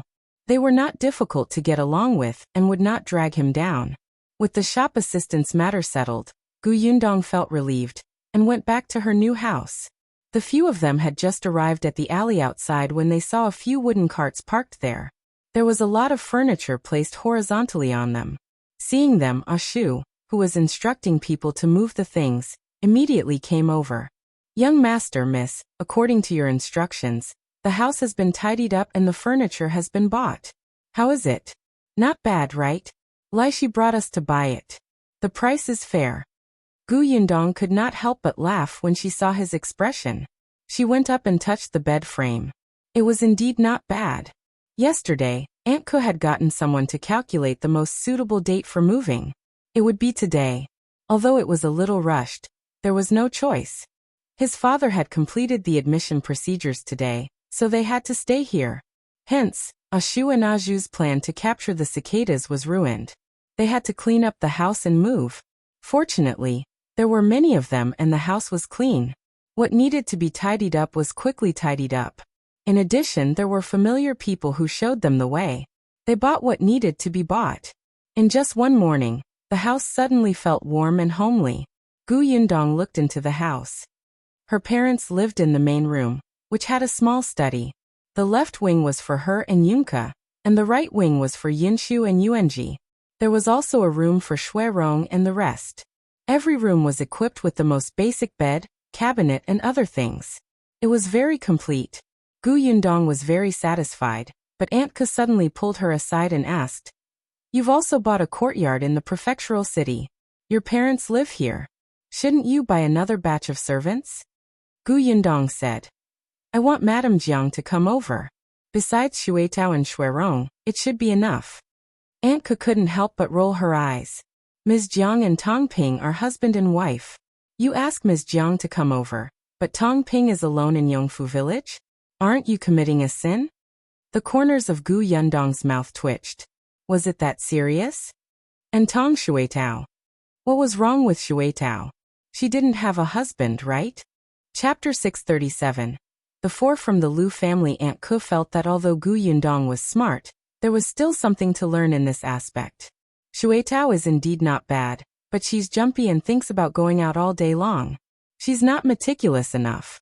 She's suitable to follow you, and you like to run around. However, it's not suitable for her to take care of your mother. With your mother's personality, she should find someone more meticulous. Gu Yundong thought about it, and felt that it made sense. Not only did the servant have to be more meticulous, but they also had to be smart. She remembered what happened to Jiang Yongkong last time. It was hard to guarantee that no one would have designs on her mother now. Also, when her father checked the house yesterday, a woman had already winked at her father. Speaking of which, she was so young and beautiful, but no one had seduced her. Her parents' market price was actually better than hers. Gu Yundong had deep doubts about her charm. However, when she saw Xiao Qingyuan beside her, this suspicion was dispelled by her. Still, Aunt Ke was right. They indeed had to buy a batch of servants. There was no need for a lot. 3 to 4 people in a family was enough. Thus after lunch, Gu Yundong brought Madame Yang and Kiki to the agency with Aunt Ke. She felt that since they were bought to take care of Madame Yang and Kiki, they had to be pleasing to the eye. This time, Gu Yundong's requirements were slightly higher. She wanted to find someone who could read. It would be best if it was a family. Other than taking care of Madame Yang, she also needed someone to work at home and look after the family. Once the requirements were high, it would not be easy to find them. After going to 2 agencies, she finally found what she wanted. The family's surname was Liu. The couple had 2 daughters. One of them was about the same age as Gu Yundong and looked clean and pretty. When she smiled, she revealed a small dimple and looked especially likable. At that time, when she smiled, Madame Yang also smiled. Moreover, she could read. It was said that she used to be a second-class maidservant in a rich family. Because she had served Miss since she was young, she learned something from her. However, when she grew up and became beautiful, that young master took a fancy to her and wanted to take her as a concubine. She was not happy. Because of this matter was stirred up for a few days. In the end, Madame found out and beat them up before selling their entire family. This girl's name was Liu Hongxiu. She spoke softly, gently, and carefully. Moreover, she knew who was in charge. She did not even look at Xiao Qingyuan, which satisfied Gu Yundong. Gu Yundong almost rolled her eyes when she saw other girls looking at Xiao Qingyuan while she interviewed them. The Liu couple was also honest. Liu Sheng was about the same age as Gu Dajiang. He used to run errands for the master. His wife, Madame Niu, worked in the kitchen. Because she wasn't competitive, she was just a kitchen helper, but according to her, her culinary skills were actually not bad. Both of them were very diligent. They also had a younger daughter called Liu Hongxiao. She was about 7 or 8 years old. It was just nice that she could be a companion with Yunka. The little girl already had friends in Yongfu village. She was still very unfamiliar here. Yinshu was not around either. Only when she had a child of about the same age to play with could her be cheered up. When the 4 members of the Liu family were brought back, they were still a little nervous. They only looked at each other when they stood in front of the small house. They took a deep breath and followed Gu Yundong in. Unexpectedly, just as they entered, a voice suddenly sounded in their ears. "Is Lady Gu back? Is Lady Gu back?" It was not just the 4 members of the Liu family. Even Gu Yundong and the others were so frightened by this unfamiliar voice that they almost turned around and left. Chapter 638. "I've turned bald while waiting for you." The owner of the voice quickly rushed in front of them. After looking around, he locked his gaze on Gu Yundong. "You must be Miss Gu?" Xiao Qingyuan took a step forward and stood in front of him. He frowned and looked at him warily. Gu Yundong looked at Gu Dajiang, who came out later. "Father, what's going on?" Gu Dajiang looked helpless. He rubbed his forehead and said, "This is Master Xia from Tianhai Academy. He specially came to discuss painting skills with you." He also had a headache. When he had just arrived at the academy, he did not even have time to look for the supervisor before he was stopped by Master Xia, who directly asked him where the painter that had guided the students yesterday was. Gu Dajiang looked at his anxious expression and thought that he was here to find trouble. He immediately ran away warily. It was not easy for Gu Dajiang to shake him off and find the supervisor to settle all the matters regarding admission. When he was about to leave, he did not expect to see Master Xia again at the entrance of the academy. At that time, he had a pile of paintings in his hands and looked like he was determined to follow Gu Dajiang. He even climbed into Gu Dajiang's carriage before Gu Dajiang did. It was as if he would cling to Gu Dajiang if Gu Dajiang didn't bring him to look for the artist. What could Gu Dajiang do? He already knew from the gatekeeper that this was a teacher from the academy, and he was a teacher who was very passionate about painting. Therefore, Gu Dajiang could only bring him back. Coincidentally, Gu Yundong had just left the house before they returned. Master Xia had been waiting at home for more than 2 hours. His head was bald from waiting. From time to time, he would run out of the courtyard to take a look. He almost broke the threshold. Hence, when Gu Yundong and the rest returned, he was the first to rush up. "Miss Gu, I've finally met you. You don't know, but I wasn't at the academy yesterday. I didn't even know that there was an artist reviewing the students' paintings. When I returned and heard the news, I quickly ran to the fate hut of the mountain elder. However, you guys had already left. I was just one step late. From seeing you. I was so frustrated that I didn't sleep well the entire night. I waited for your father at the academy early in the morning. This time I finally meet you." Master Xia was extremely excited. Gu Yundong looked at him and felt as if he would cry if he continued.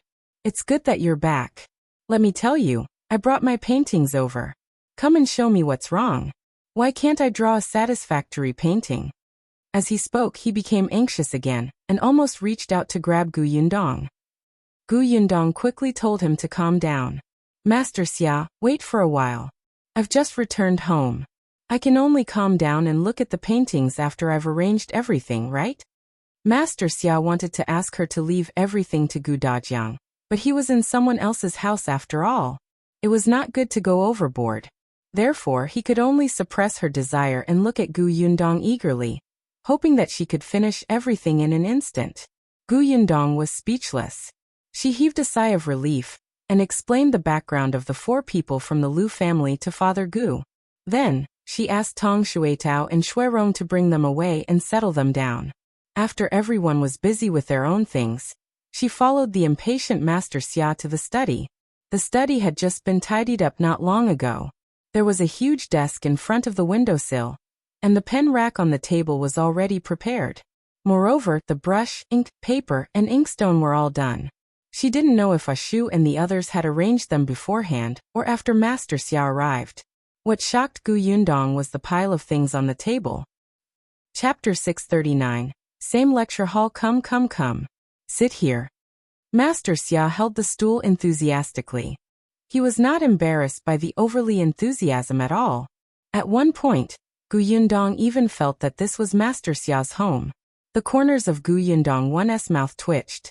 She pointed at the paintings piled on the table, and her hands trembled uncontrollably. Don't tell me you drew all these. Do you want me to finish reading them today? Master Xia was stunned, as if he had just realized that this was a difficult situation. He immediately laughed dryly and reached out to remove half of the paintings.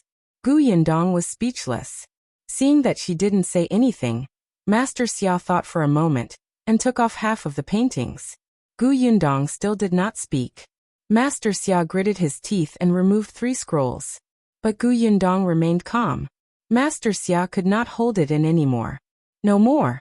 There are no more than 20 paintings here. Gu Yundong rubbed her forehead and said, Master Xia, actually, I think 1 painting should be enough. You've practiced so many paintings. You must have figured out many drawing methods by yourself and gained a lot of comprehension in your mind. Then I don't think there are many problems. Let's discuss and study 1 painting. You can find out what's wrong with the subsequent paintings, right? Master Xia felt that what she said made a lot of sense. Hence, he nodded and began to search the pile of paintings for a long time. Gu Yundong looked up and met Gu Dajiang's eyes.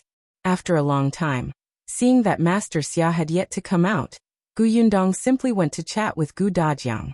Did father's trip to the academy go smoothly today? Don't worry, it's quite good. I've already paid my tuition fees. The academy has already given me student robes and told me some of the academy's rules and school time.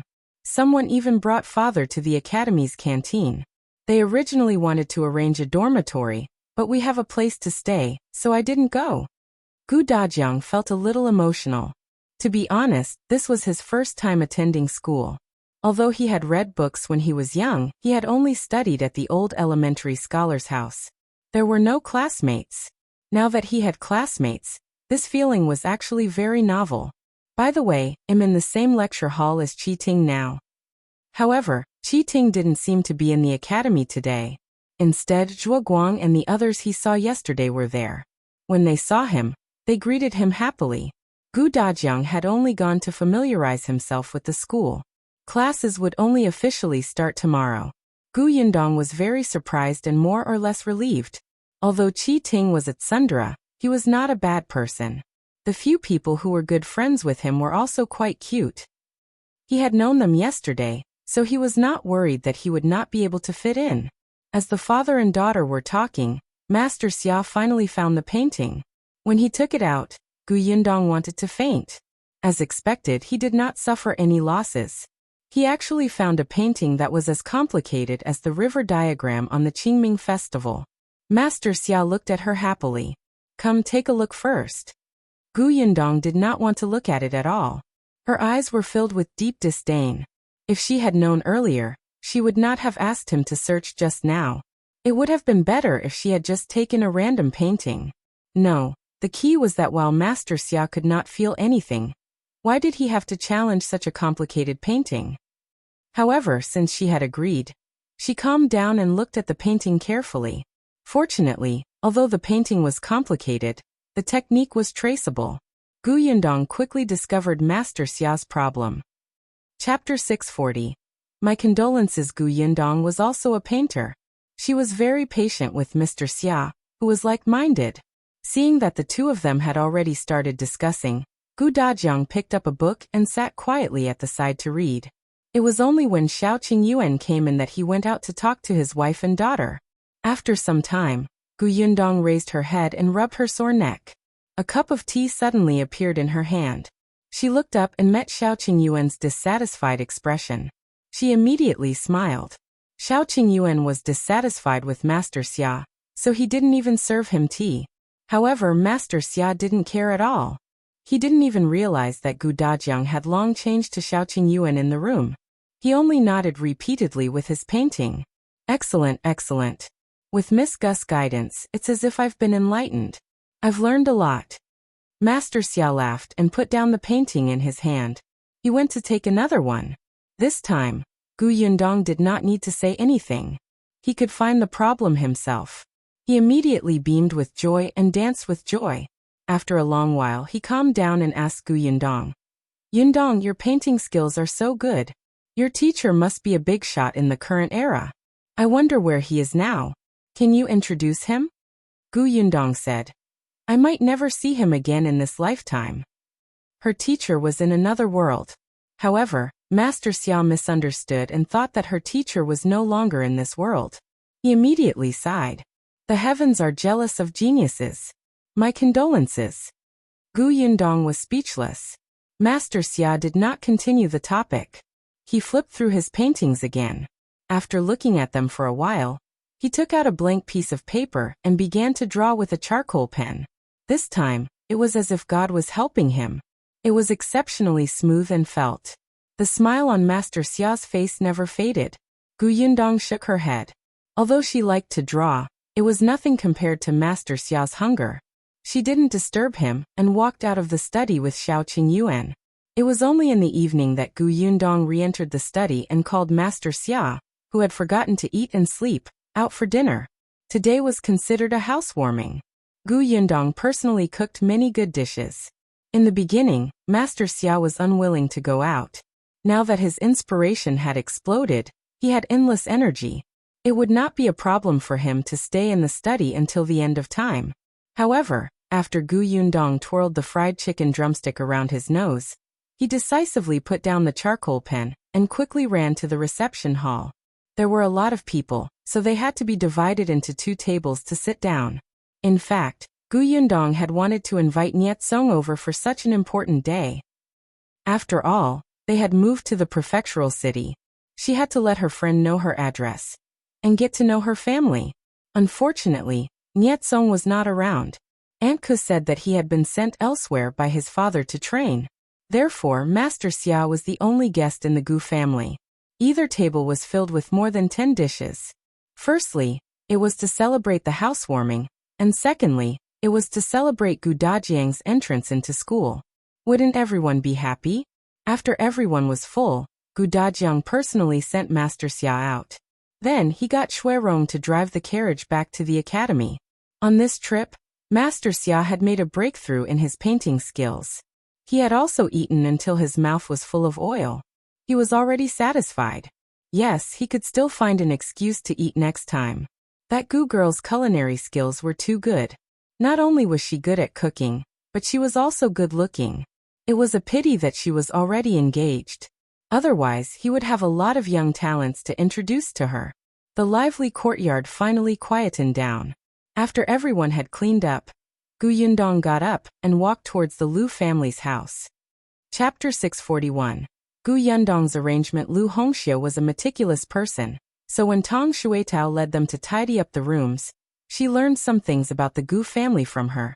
After knowing that the Gu family was simple, the old master and young mistress were very kind to the servants, and there were no lecherous young masters. The 4 members of the Lu family heaved a sigh of relief. The uneasiness of coming to this unfamiliar new master's house gradually eased. Hence, when Gu Yundong came to look for them, the Lu family was not too panicked except for a trace of fear. Gu Yundong's gaze swept across the 4 of them and finally stopped on Lu Hongxiu. Half a day has passed. I think you should know the situation at home from Shuetao. Lu Hongxiu was shocked and quickly knelt down. Miss, please forgive me. I was wrong. I shouldn't have asked. Get up. Gu Yundong interrupted her. Lu Hongxiu was stunned. She looked up slightly and carefully glanced at Gu Yundong. Seeing that she did not seem to blame her, she slowly stood up. However, she was still nervous. She did not expect Miss to see through her thoughts at a glance. Lu Hongxiu panicked. She had just arrived and had already left such a bad impression on her mistress. But Gu Yundong said, "It's normal for you to inquire about the master's situation in advance. As long as it's not about the master's privacy, I won't stop you from doing this. It means that you're thorough and cautious." The 4 members of the Lu family were slightly relieved. Gu Yundong said, "Since you already know what our family does, I won't say anything else. From now on, as long as you're loyal to the Gu family, I won't treat you badly. As for what you have to do, I've said it before. It's mainly to take care of my mother and my sister. Hongxiu is meticulous. From now on, she will follow my mother. You know that my mother is like a child now, so you don't have to restrain her. She can do whatever she wants. If she wants to work or go out, she can do whatever she wants. You will help her, but don't let her cross the line. Also, don't let anyone bully her. If you encounter anyone with ill intentions who wants to deceive my mother, feel free to tell me or my father. Hongqiao will stay with Kiki. She likes to eat. Watch her. Don't let her eat too much. Uncle Lu will be in charge of the family matters, especially my father's schoolmates. You have to treat them well. Auntie Nyo used to help in the kitchen. You'll have to take care of the stove in the future." The 4 members of the Lu family hurriedly agreed. Gu Yundong had already explained the main point clearly. They knew what else to do. After giving her instructions, Gu Yundong stood up. "It's getting late. You guys should rest early. Take care, Mississippi." After Gu Yundong left, the 4 members of the Lu family looked at each other. After a long time, Lu Xing said, "Go to sleep. We'll be busy tomorrow morning." The 3 of them did not say anything and nodded. They went to bed. Gu Yundong left the house and went straight to Gu Dajiang and Madame Yang's room.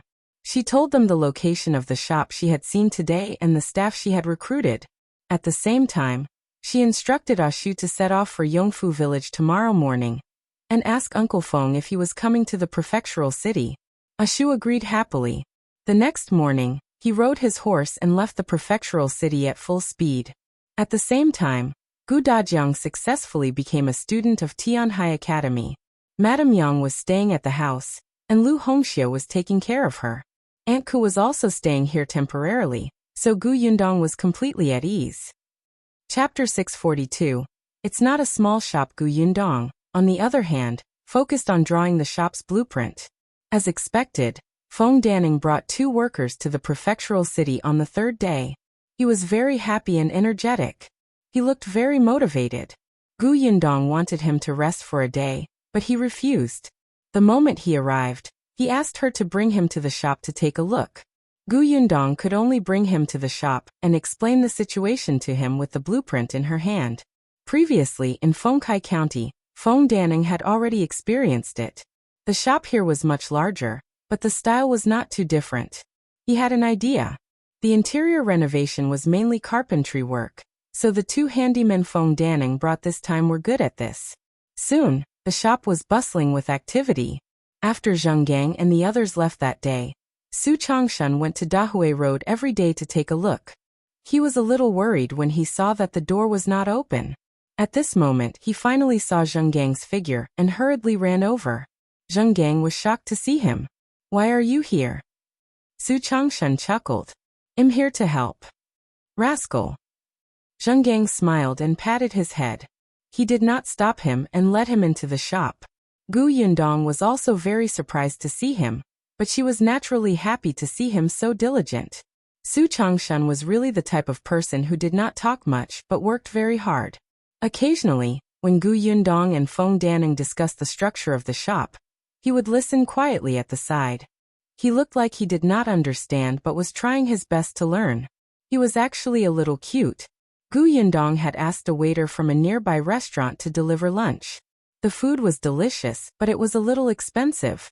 Seeing this, Su Changshan fell into deep thought. When they returned at night, it was a little late. Su Changshan was still covered in sawdust and looked dirty. When the woman next door saw this, she immediately smiled. You ran out every day and came back listless. I knew that no shop would hire you as a shop assistant at all. Today, you finally started to look for work elsewhere? TSK, TSK, TSK. You even showed me your attitude a few days ago. Serves you right. Su Changshan ignored her and entered the courtyard excitedly. Mother Su was a little surprised to see him like this. Is the shop not open yet? It's open. I saw the owner and Uncle Zhou today. The shop is being renovated. I've been helping for the entire day. Mother Su's eyes lit up. That's good, that's good. I've been worried for the past few days.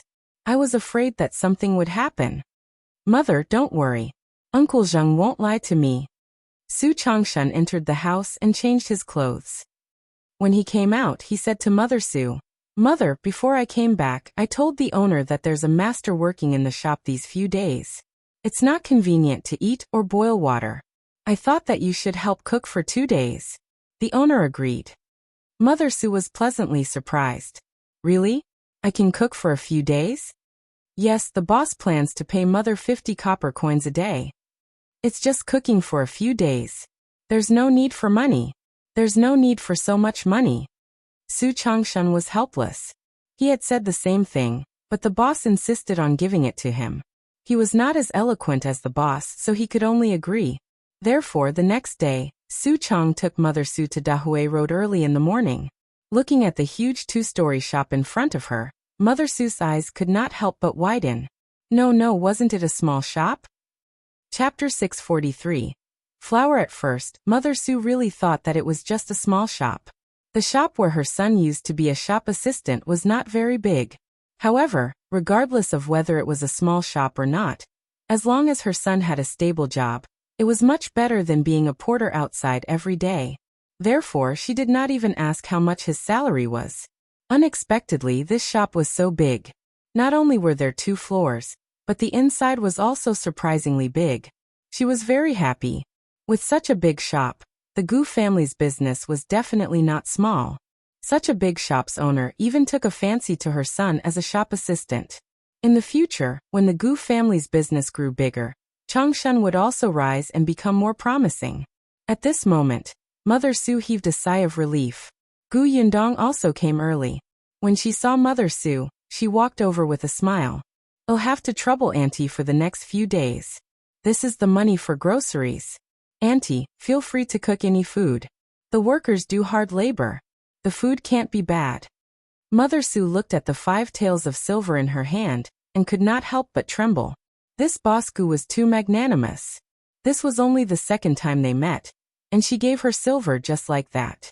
She even gave her 5 taels in one go. Wasn't she afraid that she would embezzle the money? Seeing that she did not speak for a long time, Gu Yundong asked curiously, What's wrong, Aunt? Is there a problem? No problem. I'll go buy groceries now. I guarantee that the workers will be full. Mother Su carefully took the silver and quickly found someone to ask about the market before leaving in a hurry. Gu Yundong did not have to worry about these things. She was also very busy. This was her first step out of Fengkai County, so she took it very seriously. She had personally watched over the renovation of the shop. As for transporting goods, Xiaoqing Yuan had already brought Zhou and the others back to Yongfu village. This was the first time they transported goods from Yongfu village to the Xuanhe prefecture. Xiaoqing Yuan had to personally lead the way, before he could be at ease. He would leave the rest of the trips to Tongping and Qinjianbao. Fortunately, Uncle Feng and the rest were already familiar with it. There was no problem in communication, which made Gu Yundong much less worried. Not long after, Mother Su returned with a basket full of vegetables. At the same time, she was holding a flower in her hand. a bright and tender yellow sunflower. Gu Yundong was stunned. The flower was beautiful. She suddenly thought of what Gu Dajiang had mentioned about Madame Yang's love for planting flowers. Gu Yundong was stunned for a moment, and could not help but stop what she was doing. Yes, she was very busy, but she seemed to have neglected many things. She had never noticed that her mother liked to plant flowers. Even if she knew, she did not seem to take it to heart. She only bought servants and handed her over to the servants to take care of. For the past 2 days, Lu Hongxiu had been telling her about Madame Yang's daily life. It seemed to be no different from before. She ate, drank, and did some work every day, repeating the same actions day after day. Gu Yundong had her own business. She liked to earn money and hoped that one day, she would be able to count money until her hands cramped. She had a goal and direction, and could keep moving forward. Gu Dajiang and Gu Yinshu liked to read. They had left home, had classmates and teachers, and were also moving towards their goals. Yunke liked to eat, and she also liked to cook. Even though she was still young, she also had things she liked and she watched others cook seriously. Once, Gu Yundong even saw her holding mud and playing house. She repeated the process of how her sister fried the chicken drumstick without missing a single detail. Everyone seemed to have found something they liked, and were working hard. Except Madame Yang. Chapter 644. Familiar person. Gu Yundong realized that she had always treated Madame Yang as a child. She wanted her to do whatever she wanted. Her mother could work, rest, and play as she pleased. However, she had forgotten that no matter how young a child was, they would have their own favorite things, even if it was in stages. Madame Yang liked flowers. In the past, when the Gu family's conditions didn't allow it, she didn't show it. Now that the conditions allowed it, she had already developed a habit of keeping it to herself and never mentioned it. Mother Su saw that Gu Yundong was staring at the flower in her hand without saying anything. She was a little nervous and asked softly, "Boss, is there a problem with the flower?" "No." Gu Yundong came back to her senses and hurriedly shook her head. She smiled and said, "I just think that these flowers are quite beautiful." Mother Su explained, "When I came back from buying groceries just now, I met a young lady selling flowers. I saw her accidentally trip over a rock and almost fell. I helped her up. Look, she gave me a flower. At that time, it was really quite dangerous. If the young lady really fell, she would have fallen into the water." She was actually a little afraid that Gu Yundong would misunderstand that she had used the money Gu Yundong had given her to buy flowers. So she explained very clearly, "I also think that these flowers are quite beautiful. I saw a small bottle in the backyard. I will plug it in and place it on the table. Everyone will be in a good mood just by looking at it." Gu Yundong nodded. "Then Aunt, do you know where people sell flowers nearby? I want to buy some and bring them home." Mother Su was stunned and immediately reacted. "Well, I'm not familiar with this area. However, the young lady who sold flowers just now told me that there's a market at the end of Dahui Road. It specializes in selling flowers, birds, fish, insects, cats, dogs, and some porcelain antiques and wood carvings. That young lattice stall is in the corner of the market." Gu Yundong raised her eyebrows. There was actually such a flower and bird market? She nodded and looked at Feng Danning, who was busy. She said goodbye to him and left. When the carriage reached the end of Dahui Road, there was indeed a market bustling with noise. Gu Yundong had just alighted from the carriage when she heard many people greeting her by the roadside. "Come and take a look. This is my family's ancestral jade pendant. Look at the color and feeling, it's really top grade. Most importantly, it's cheap. It only costs 5 taels of silver." Gu Yundong quickened her pace. The ancestral jade pendant only cost 5 taels of silver. This was too exaggerated. At least make it more realistic. She walked inside and stopped at the place where the flowers were sold. Indeed, she saw a little girl squatting in front of a stall. However, the little girl was not in a good state at this moment. There was a small potted plant in front of her that had shattered. The flowers inside were lying on the ground, revealing their tender roots. The little girl wiped her tears sadly, and carefully picked up the flower and placed it aside. Then, she slowly placed the soil on the ground into the broken jar. Gu Yundong had just frowned when she heard a mean voice. "Serves you right. Who asked you to refuse a toast only to drink a forfeit? 20 copper coins for a pot is not cheap. I wanted all your flowers in one go. You and your mother could go home earlier, but you refused. You really don't know what's good for you. Gu Yundong looked in the direction of the voice and saw a middle-aged man standing there. She paused. She felt that this person looked familiar. Chapter 645. My eyes hurt. The middle-aged man was thin, but his expression was a little gloomy. There was also a stall in front of him with more than 20 pots of flowers. There were not many things, but they occupied a large area and squeezed the little girl's stall into a corner. There were also more than 20 pots of flowers in the little girl's stall, but they were all squeezed together. Almost all the small flower pots were piled together, and it was impossible to tell which potted plant those flowers belonged to. However, the little girl clearly cherished these flowers very much. On such a hot day, there were 2 paper umbrellas covering the flowers. There were even some water droplets on the flowers, as if they had just been watered. They looked especially bright and refreshing. On the other hand, the middle-aged man held an oil paper umbrella in his hand to block the sun above his head. The flowers were listless, making people not have the slightest desire to buy them. Moreover, what did he just say? He wanted to buy this girl's pot of flowers for 20 copper coins? In this day and age, expensive flowers like yaohuang and weizi were worth hundreds or thousands of taels. Of course, the flowers in front of the little girl were all ordinary flowers, but they were also very ornamental. It could be seen that they had been carefully taken care of. Even if they were not very expensive, they were definitely worth more than 20 copper coins per pot. This middle-aged man was quite scheming. Just as Gu Yundong was thinking, a woman suddenly rushed over from afar. She was still holding a small kettle in her hand. She must have gone to the river to get water. When she came back and saw the little girl wiping her tears, her heart ached. What's wrong?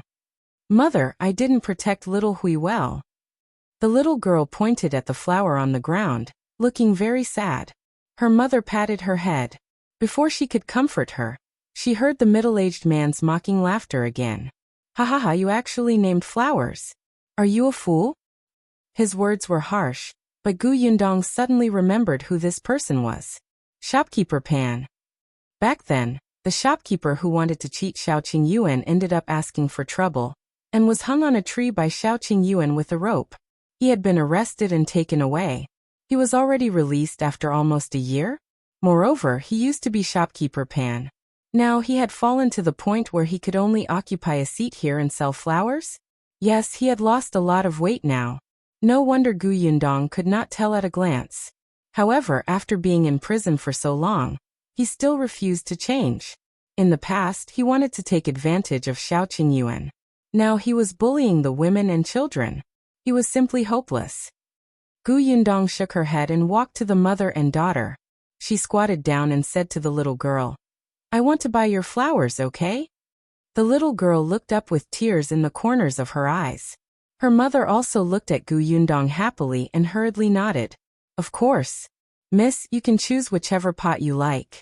Look, there are orchids, lilies, hibiscus, and mountain pellets. They're all beautiful. Gu Yundong indeed thought that they were very good-looking. The young lady also smiled through her tears and looked at Gu Yundong expectantly. When shopkeeper Pan saw that there was a customer, he hurriedly rushed forward and squeezed the little girl and her mother to the side. Miss, if you want to buy flowers, come to my place to buy them. I have all kinds of flowers. Come and take a look. Mine are more than theirs. There are even big flowers. They're cheap and especially fragrant. Gu Yundong hated him very much. She casually glanced at the flowers in his stall and said, Those flowers of yours are withered. I feel my eyes hurt just by looking at them. Besides, I can tell at a glance that they're sick and about to die from bug bites. I won't pay a copper coin for them. Chapter 646. Find a rope. Gu Yundong raised her voice. Shopkeeper Pan's expression changed when he heard that. The customers who were about to stop in front of his stall hurried to look at the next stall. Shopkeeper Pan was trembling with anger. He suddenly turned his head and glared at Gu Yundong fiercely. Do you know how to speak? If you don't want to buy it, then don't. Who asked you to spout nonsense and slander my flowers? You caused me such a huge loss. You have to compensate me with silver. Otherwise, I won't let you leave today. He saw that Gu Yundong was a young girl with a heartless servant behind her. She seemed to be easy to bully. Moreover, because of the renovation of the shop, Gu Yundong was dressed simply. It was obvious that she was not a young lady from a powerful family. Young ladies from wealthy families would not come here to buy flowers. Therefore, it should not be a problem to extort a few taels of silver. The flower seller panicked when she heard that. How can you do this?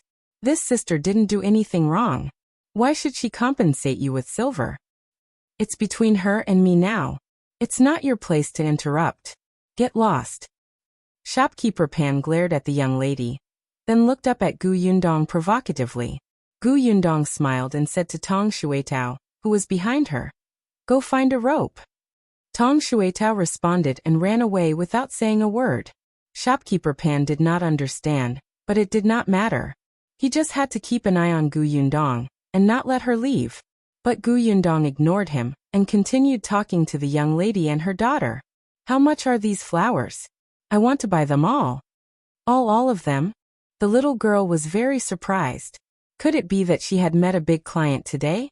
"Miss, if you buy them all, we can give you a discount," the mother hurriedly said. She secretly heaved a sigh of relief.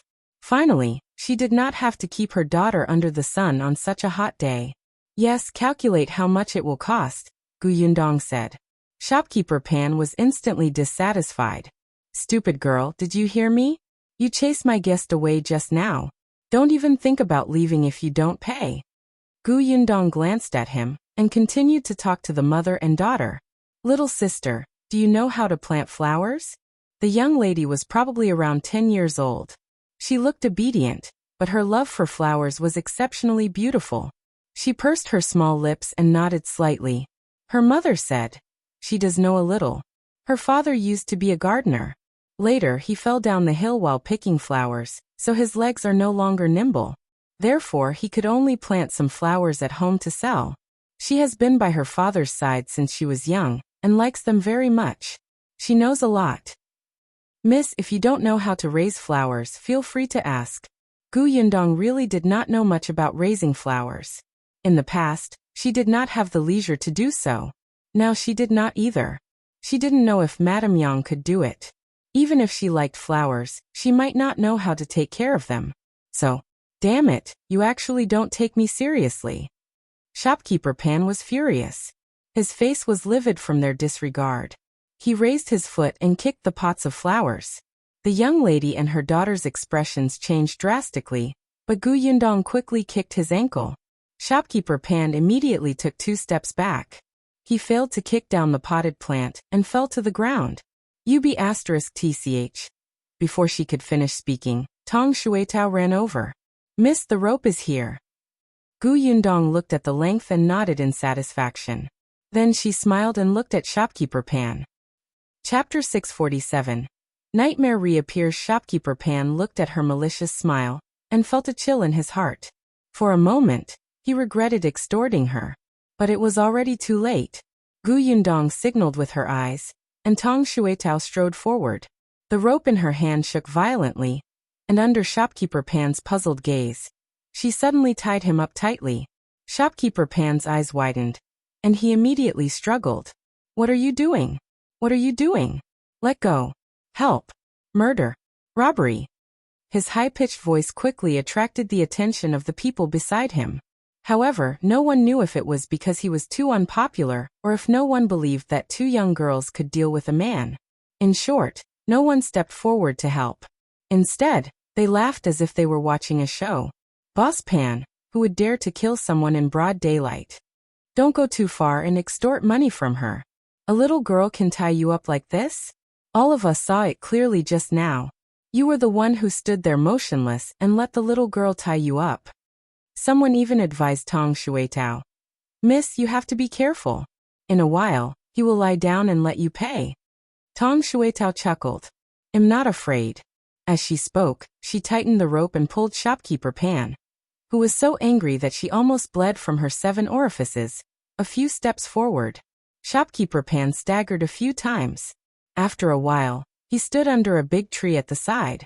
The tree was very tall. Shopkeeper Pan had wanted to set up the stall here to hide from the sun, but there were already many people occupying the shade under the tree. He did not dare to. Now that Tong Shuitao had pulled Shopkeeper Pan over, these people actually immediately moved aside without a word, making Shopkeeper Pan so angry that he almost fainted. Are you blind? She attacked first and she wanted to rob. If you don't save me today, don't blame me for turning a blind eye in the future. Tong Shuitao was extremely strong, and threw the rope up the tree trunk. Shopkeeper Pan felt that her actions were a little familiar. He had a bad feeling. Sure enough, in the next moment, Tong Shuitao tightened the rope and lowered her hand. Shopkeeper Pan's tightly tied body was instantly pulled up and hung in the air. Shopkeeper Pan's face instantly turned pale. Put me down. Quickly put me down. Help, I'm afraid of heights.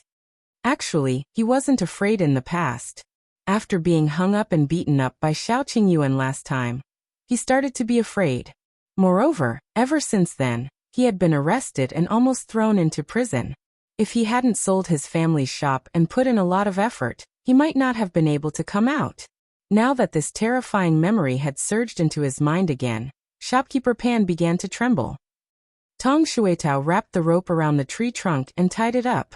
She clapped her hands and said, I'm just enforcing justice on behalf of the heavens.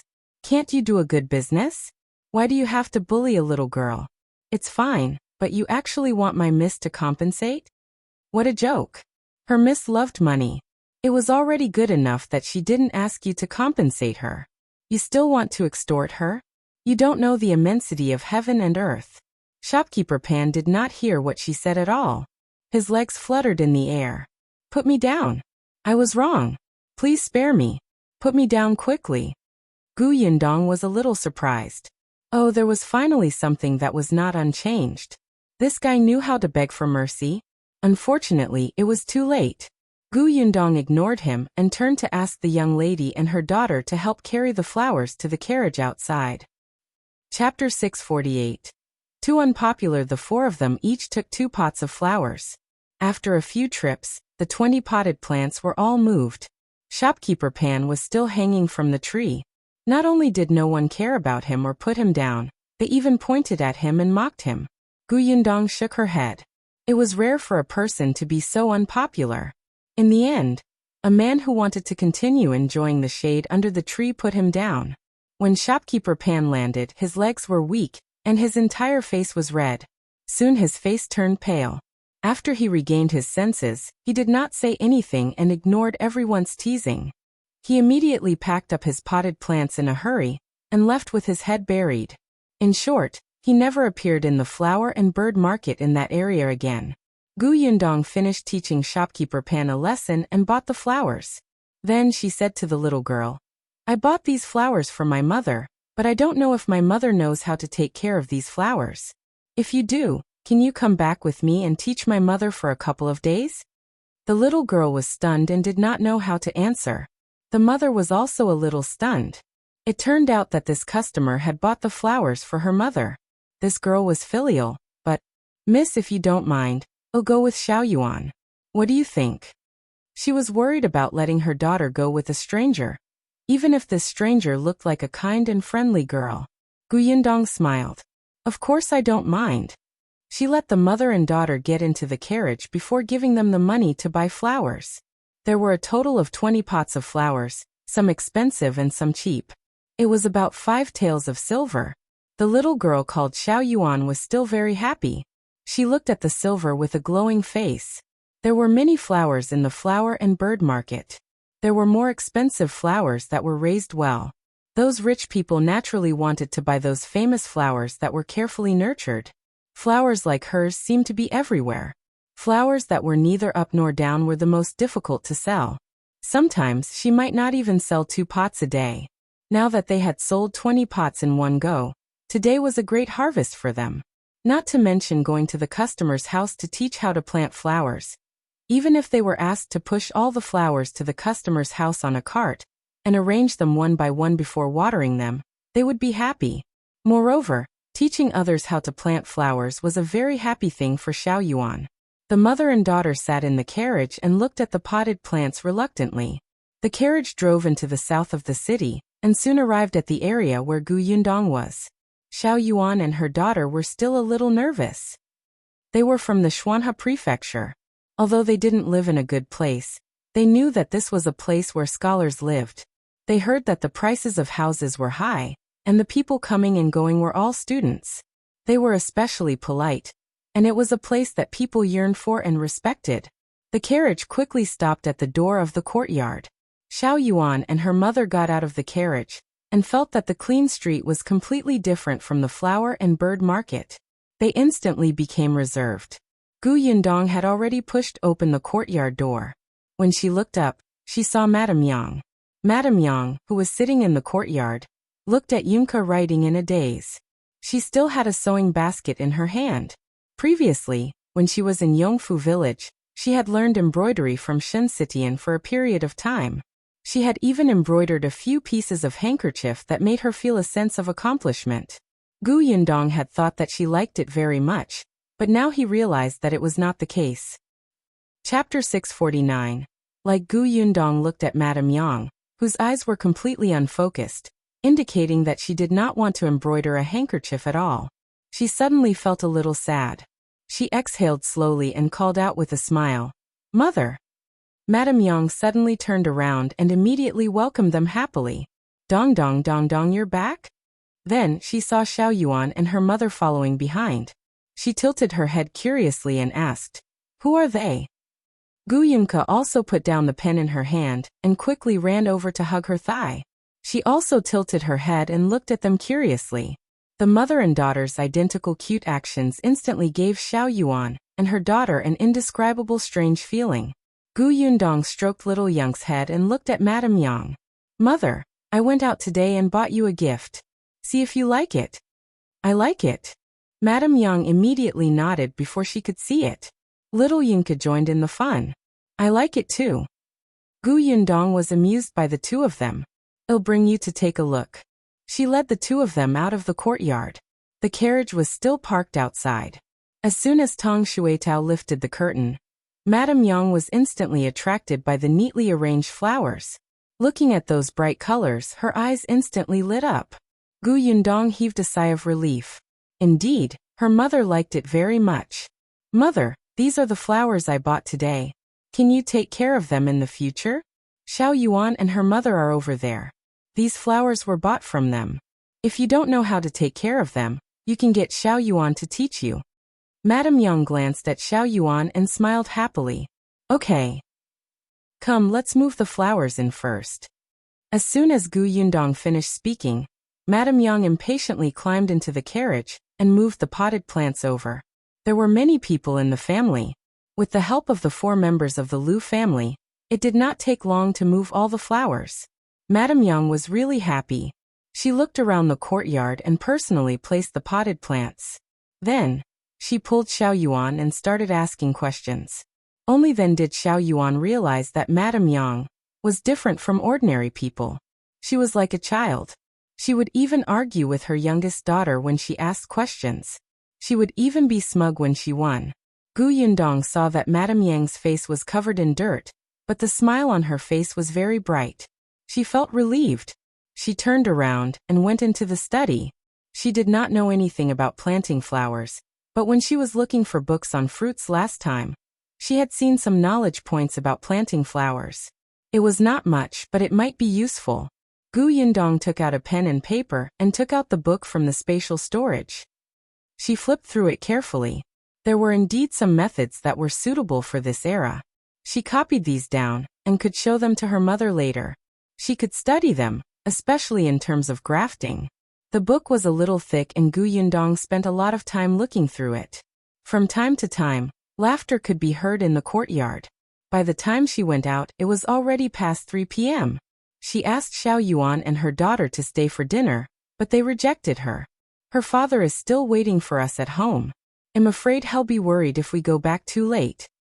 Gu Yundong did not force her. She got Tong Shuetao to prepare the carriage and send them back. She also planned to go with them.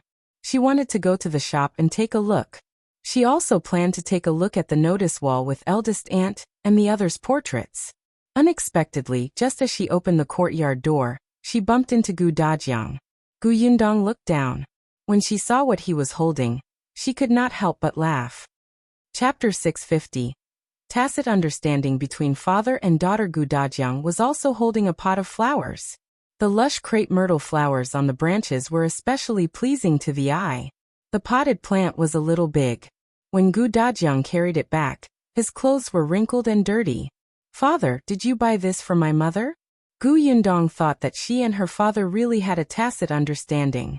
They even sent flowers at the same time. Gu Dajiang laughed dryly and said in embarrassment, "On the way back, I bumped into someone selling these flowers, so I bought a pot for your mother. What do you think? Does it look good?" Actually, that was not the case. This flower originally belonged to the academy and was specially managed by a gardener.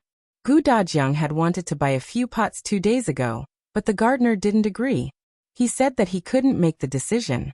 Today the supervisor returned. Gu Dajiang went straight to the supervisor and asked him before finally bringing back a pot. Initially, he thought that if the supervisor did not agree, he would take Madame Yang to the market tomorrow to see if there were any flowers that suited her taste. However, when Gu Yundong looked at him meaningfully, he subconsciously found an excuse and changed the topic stiffly. "Are you going out? It's already so late. Why are you still going out?" Then he saw the unfamiliar mother and daughter behind her and was slightly stunned. "These two are. I invited them to help." Gu Yundong smiled and did not say what they were helping with. "Father, I'll send Xiao Yuan and her mother home first. Hurry in and give my mother a surprise?" As Gu Yundong spoke, she called Xiao Yuan and her mother into the carriage. Gu Dajiang felt that she was very strange, especially the smile before she left. It was as if she was gloating. But he quickly threw it to the back of his mind. Looking at the crepe myrtle flower in his hand, his mood soared. He was waiting to see Lun Yang's happy expression. As he thought about it, he said as he entered, "Lun Yang, when I came back today, I saw a pot of pretty flowers." "You..." Halfway through his sentence, he stopped. Gu Dajiang looked at the 20 potted plants in the courtyard in shock, as well as Madame Yang, who was squatting in front of the potted plants with a dirty face and didn't even raise her head. Not only her, even Yunke was carefully watering the potted plants, looking very happy. It was as if the mother and daughter did not hear him come back and were immersed in their own little world. He almost couldn't hold the potted plant in his hand. It was Lu Sheng who carefully stepped forward and took the thing in his hand. After a long while, Gu Dajiang slowly turned to look at the door, but Gu Yundong was long gone. No wonder she gave him a meaningful look before she left. This girl was actually waiting for him here. She actually made fun of her father. Gu Yundong sat in the carriage and smiled. Xiao Yuan and her mother looked at each other in disbelief. Looking at the student canon Gu Dajiang was wearing, he should be this family's scholar. To them, scholars were very serious and needed respect. Even if this person was a relative, a father, or an elder brother. The moment they saw Gu Dajiang, the two of them immediately became reserved. However, the interaction between Lady Gu and her father was too casual. In fact, it was even more casual than that of an ordinary family. When Gu Yundong was done laughing, she slowly calmed down. Coincidentally, the carriage passed by the notice board. Gu Yundong did not get out of the carriage. She only glanced at the portraits on the notice wall. Chapter 651. Stop right there. Fortunately, this time, the portrait was clearly stuck to the wall and was not covered by the other portraits. Hopefully, those who had seen eldest aunt and the others would be able to see these portraits. There was a sea of people, so it was really too difficult to find them. She didn't know which direction eldest aunt and the rest had gone. She had gotten people to paste portraits in a few places in the Xuanhe Prefecture, Qinggan Prefecture and Wanqing Prefecture, and she had also gotten people to pay attention to them, but there was still no news. She was afraid that they had not survived that unforeseen event. There was no news. Perhaps it was good news. Gu Yundong lowered the curtain and said to Tong Shuitao, who was driving outside, "Let's go." The carriage started moving again. But Xiao Yuan could clearly feel that Gu Yundong was in a bad mood. It was not appropriate for her to ask anything. She sat there obediently and thought for a while before saying, "Sister Gu, I won't go to your house tomorrow." "Huh? Why not? Gu Yundong came back to her senses and was distracted. Xiao Yuan said, I've taught her everything that needs to be taught. Aunt actually has a lot of experience in raising flowers. She understands some of the things she has to pay attention to after I explain them once. Moreover, with Sister Hongxiu and the others around, there won't be a problem. Gu Yundong nodded. All right, thank you for your hard work today. Not at all. Sister Gu bought all our flowers. I'm so happy. Xiao Yuan smiled until her eyes narrowed into a line. By the way, I still have some flower seeds at home. Sister Gu, do you want them? Of course.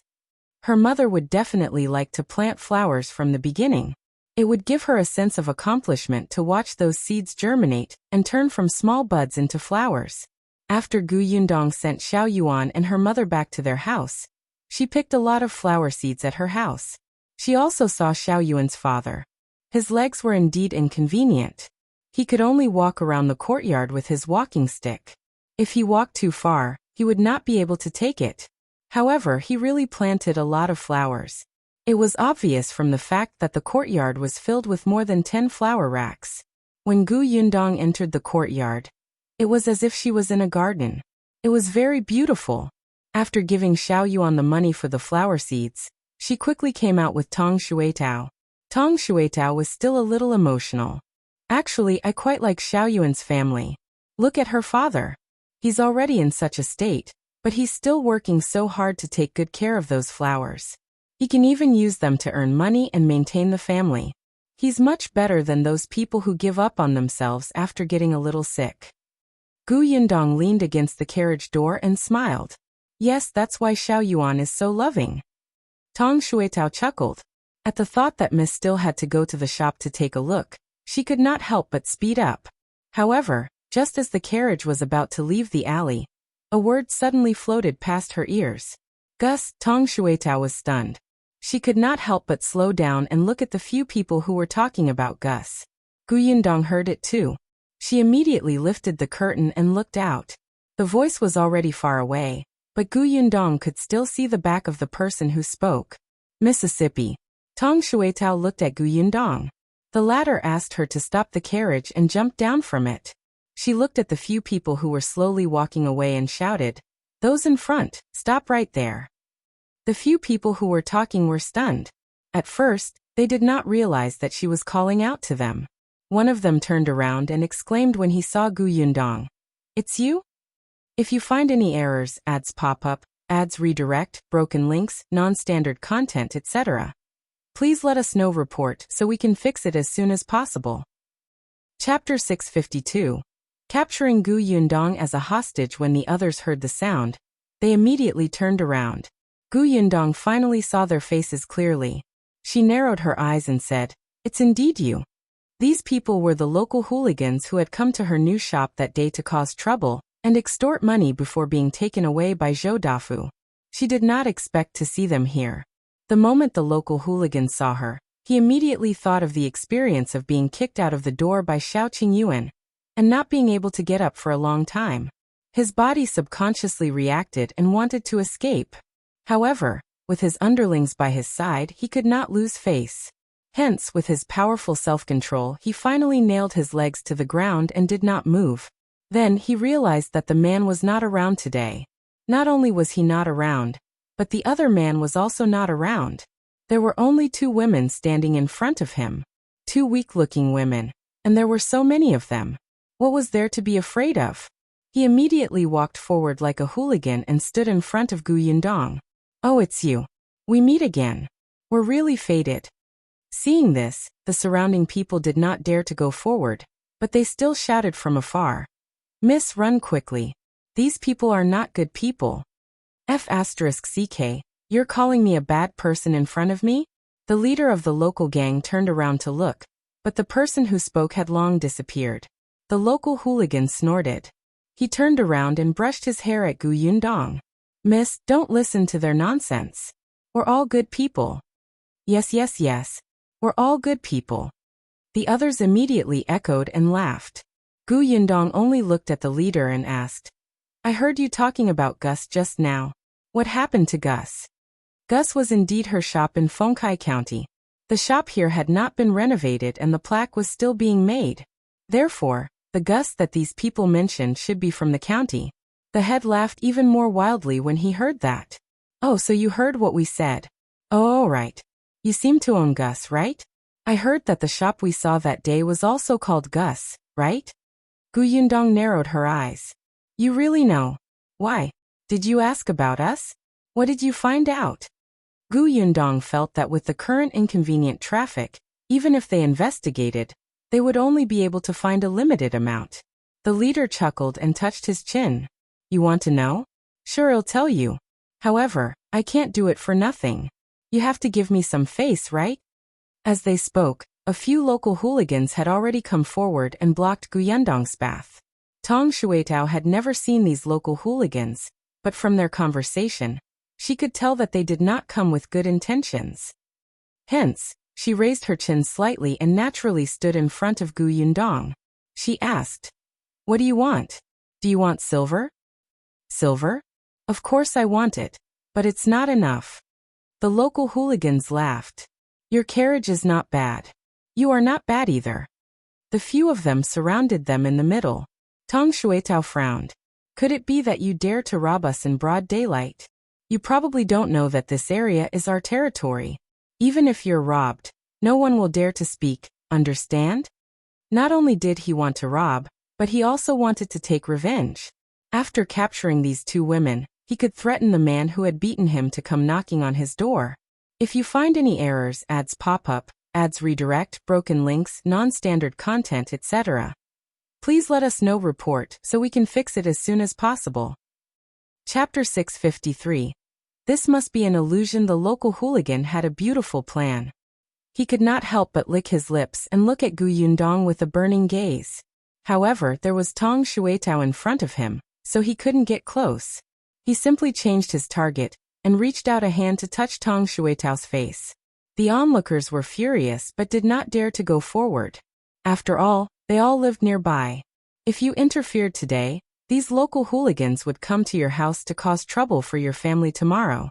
The other local hooligans laughed as if they were watching a good show. However, just as the leader's hand was about to touch Tong Shuitao's face, Tong Shuitao suddenly reached out, grabbed his finger, and pressed it back fiercely. Ah! The leader screamed, his entire face contorting in pain. You still dare to tease me?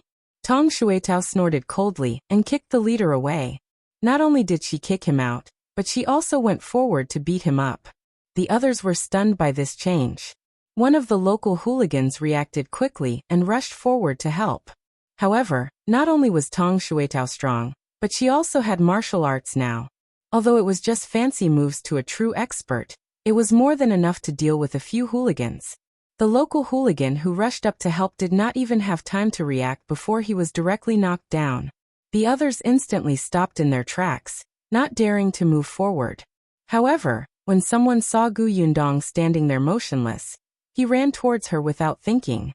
As he ran, he said, You stop. Otherwise I won't be polite to her. Tong Shuitao turned around and took a look. Before she could say anything, the local hooligan who wanted to hold Gu Yundong hostage was thrown to the ground. The onlookers, the local hooligans, shopkeeper Pan, who was gloating in the corner and wanted to watch the show, was also speechless. Shopkeeper Pan happened to pass by and saw Gu Yundong and the others surrounded by the local hooligans. He secretly thought that they were finally unlucky this time. He was just waiting to see them make a fool of themselves. He did not expect so many men to be unable to defeat a woman. Shopkeeper Pan's body trembled. He lowered his head and walked away silently, determined that when he saw these two women in the future, he would definitely avoid them. They were too terrifying. Gu Yundong looked at the other two local hooligans who also wanted to attack her and asked, Can we talk nicely now? Obviously not. The two tyrants looked at each other and rushed forward. Gu Yundong frowned. She turned to the side to avoid one of the men's hands and punched the other man in the stomach. Then she turned around and kicked the other man to the ground. In an instant, 3 people lay on the ground. Coupled with the 2 people on Tong Shuitao's side, the 5 local hooligans did not even have the chance to resist. As for Gu Yundong and Tong Shuitao, their hair was not even messy. The local hooligans were dumbfounded. The leader looked at the two of them in horror.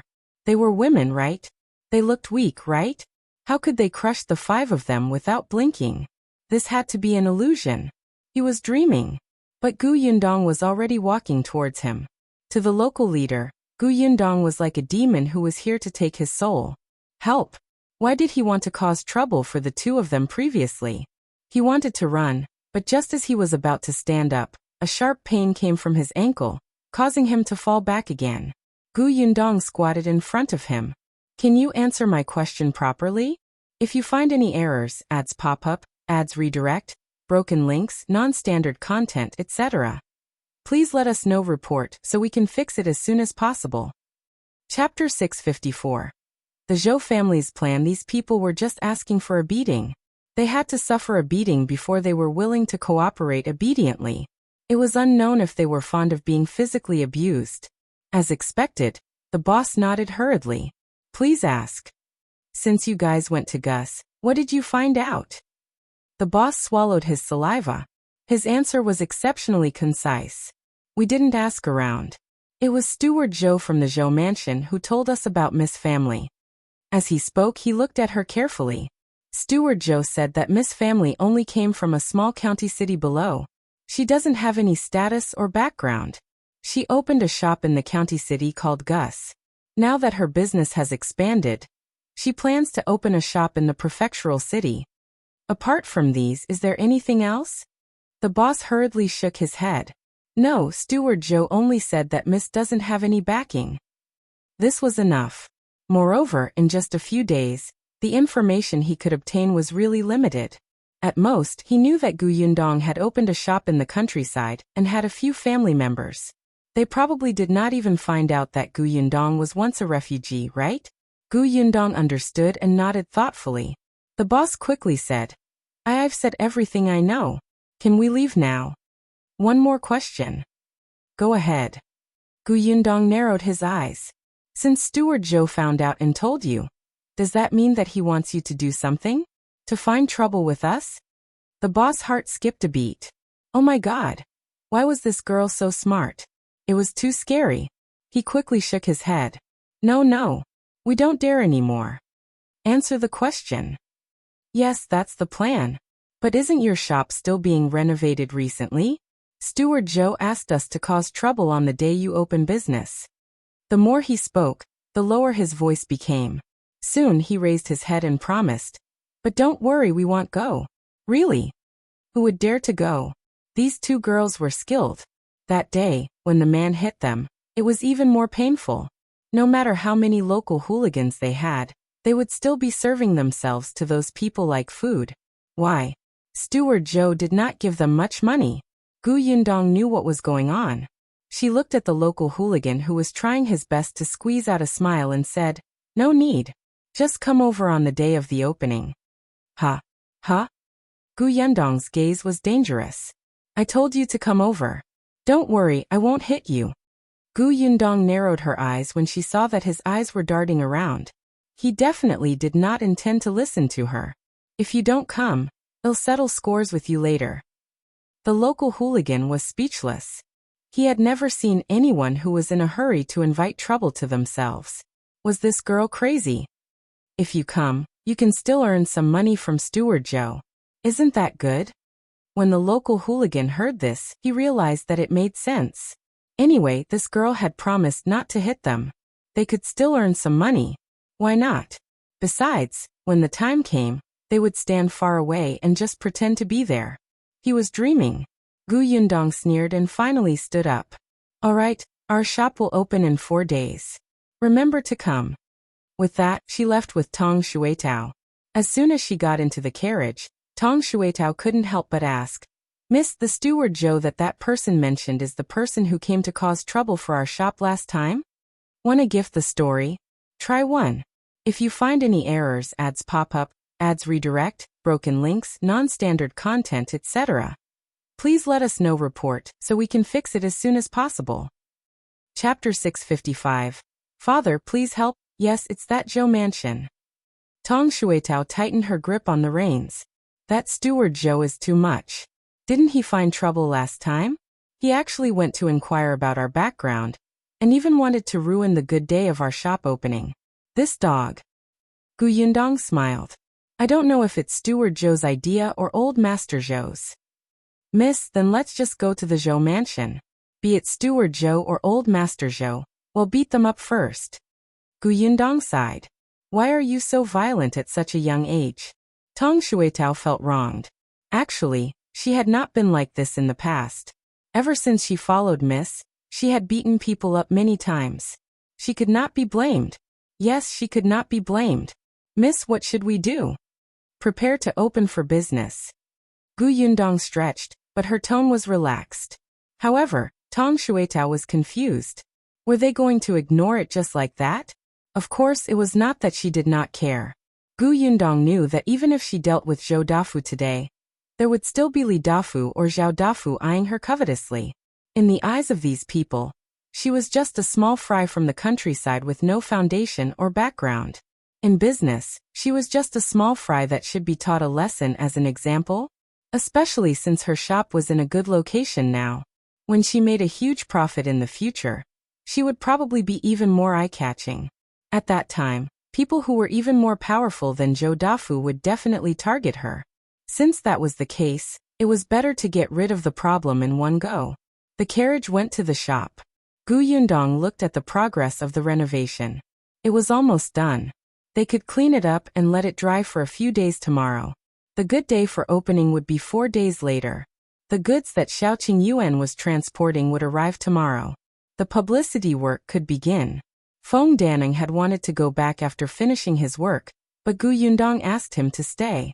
Anyway, they could live in the small courtyard behind the shop. And Zheng Gang was staying here now. On the day of the opening, when others saw the renovation of the shop, they would definitely ask who the master was, which could help Feng Danning with his business. When Feng Danning heard this, he instantly gave up on the idea of going back.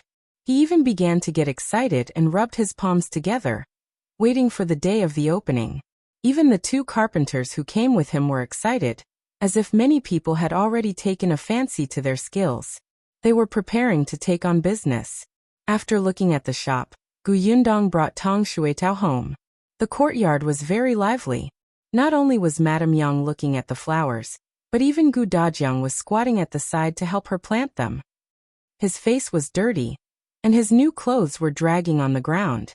There were 2 footprints, one big and one small on them. They had probably been caused by Madame Yang and Yunka. Gu Yundong rubbed his forehead and asked Gu Dajiang, Father, don't you have to do your homework? It's holiday tomorrow. We'll take a break tonight. It was important to do homework, but it was also important to accompany his wife. It was rare for Lunyang to be so happy. How could he read quietly in the study alone? It was also necessary to relax appropriately. Gu Yundong's eyes lit up. Father, are you on holiday tomorrow? Yes, why? Gu Yundong chuckled. That's good. You can help me. With what?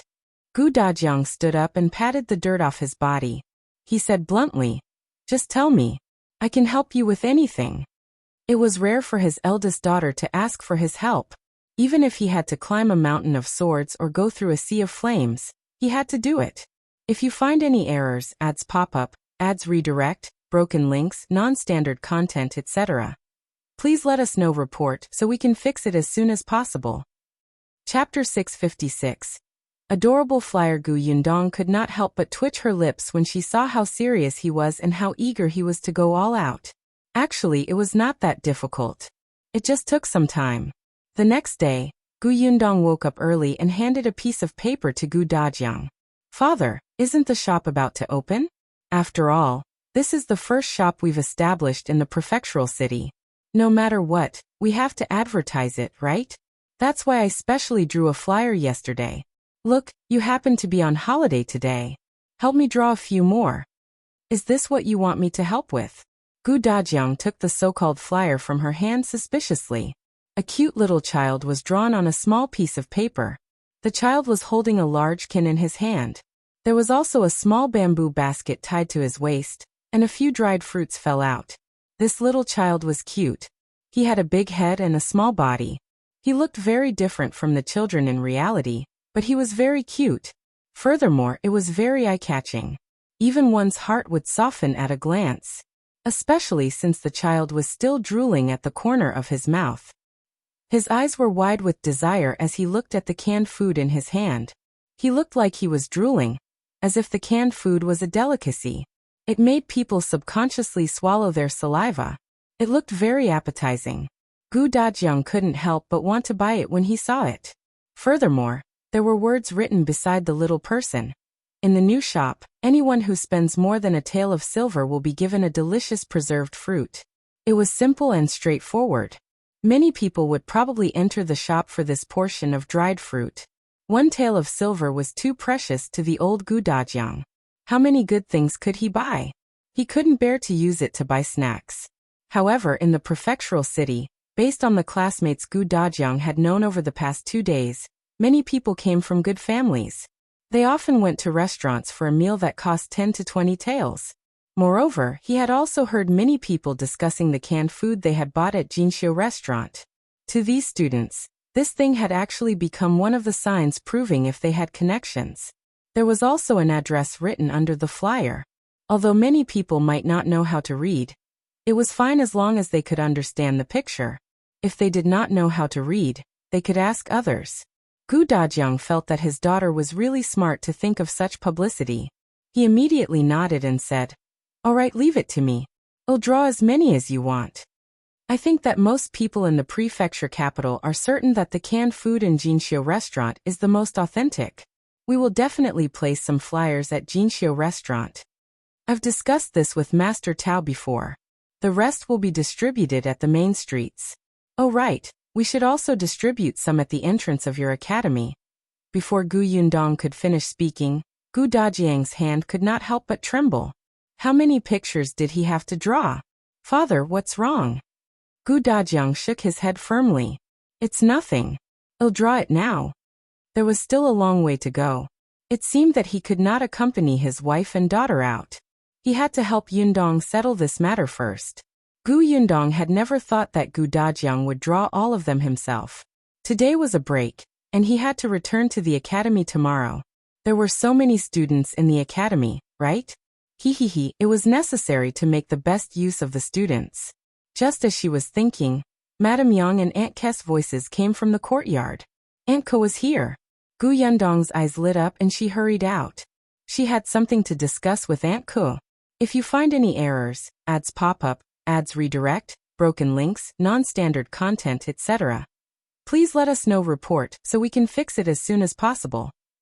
Chapter 657. Simply a tragedy. Although Aunt Ke had been coming to the Gu residence every day for the past few days, she would still return to her own courtyard at night. When Gu Yundong came out, she had just put down the basket in her hand. There were some dates in the basket. They were bright red and looked very sweet. Aunt Ke handed the basket to Madame Niao. When she looked up and saw Gu Yundong looking at her, she raised her eyebrows. What's the matter? Are you looking for me? Aunt is still so smart. Don't flatter me. Aunt Ke glanced at her from the corner of her eye, then stroked little Young's head. She stuffed a date into her mouth. After hearing the girl sweetly call her aunt, she retracted her hand in satisfaction and said to Gu Yundong, "Speak." Gu Yundong led her inside. As they walked, she told her what happened yesterday. After Aunt Ke heard this, she asked, "You want me to go to the Nie family to find someone to support you?" Gu Yundong chuckled and walked behind her to massage her shoulders. "Aunt Ke, you've always pitted us siblings. You know that it hasn't been easy for me. Opening a shop and doing business is like fighting a war.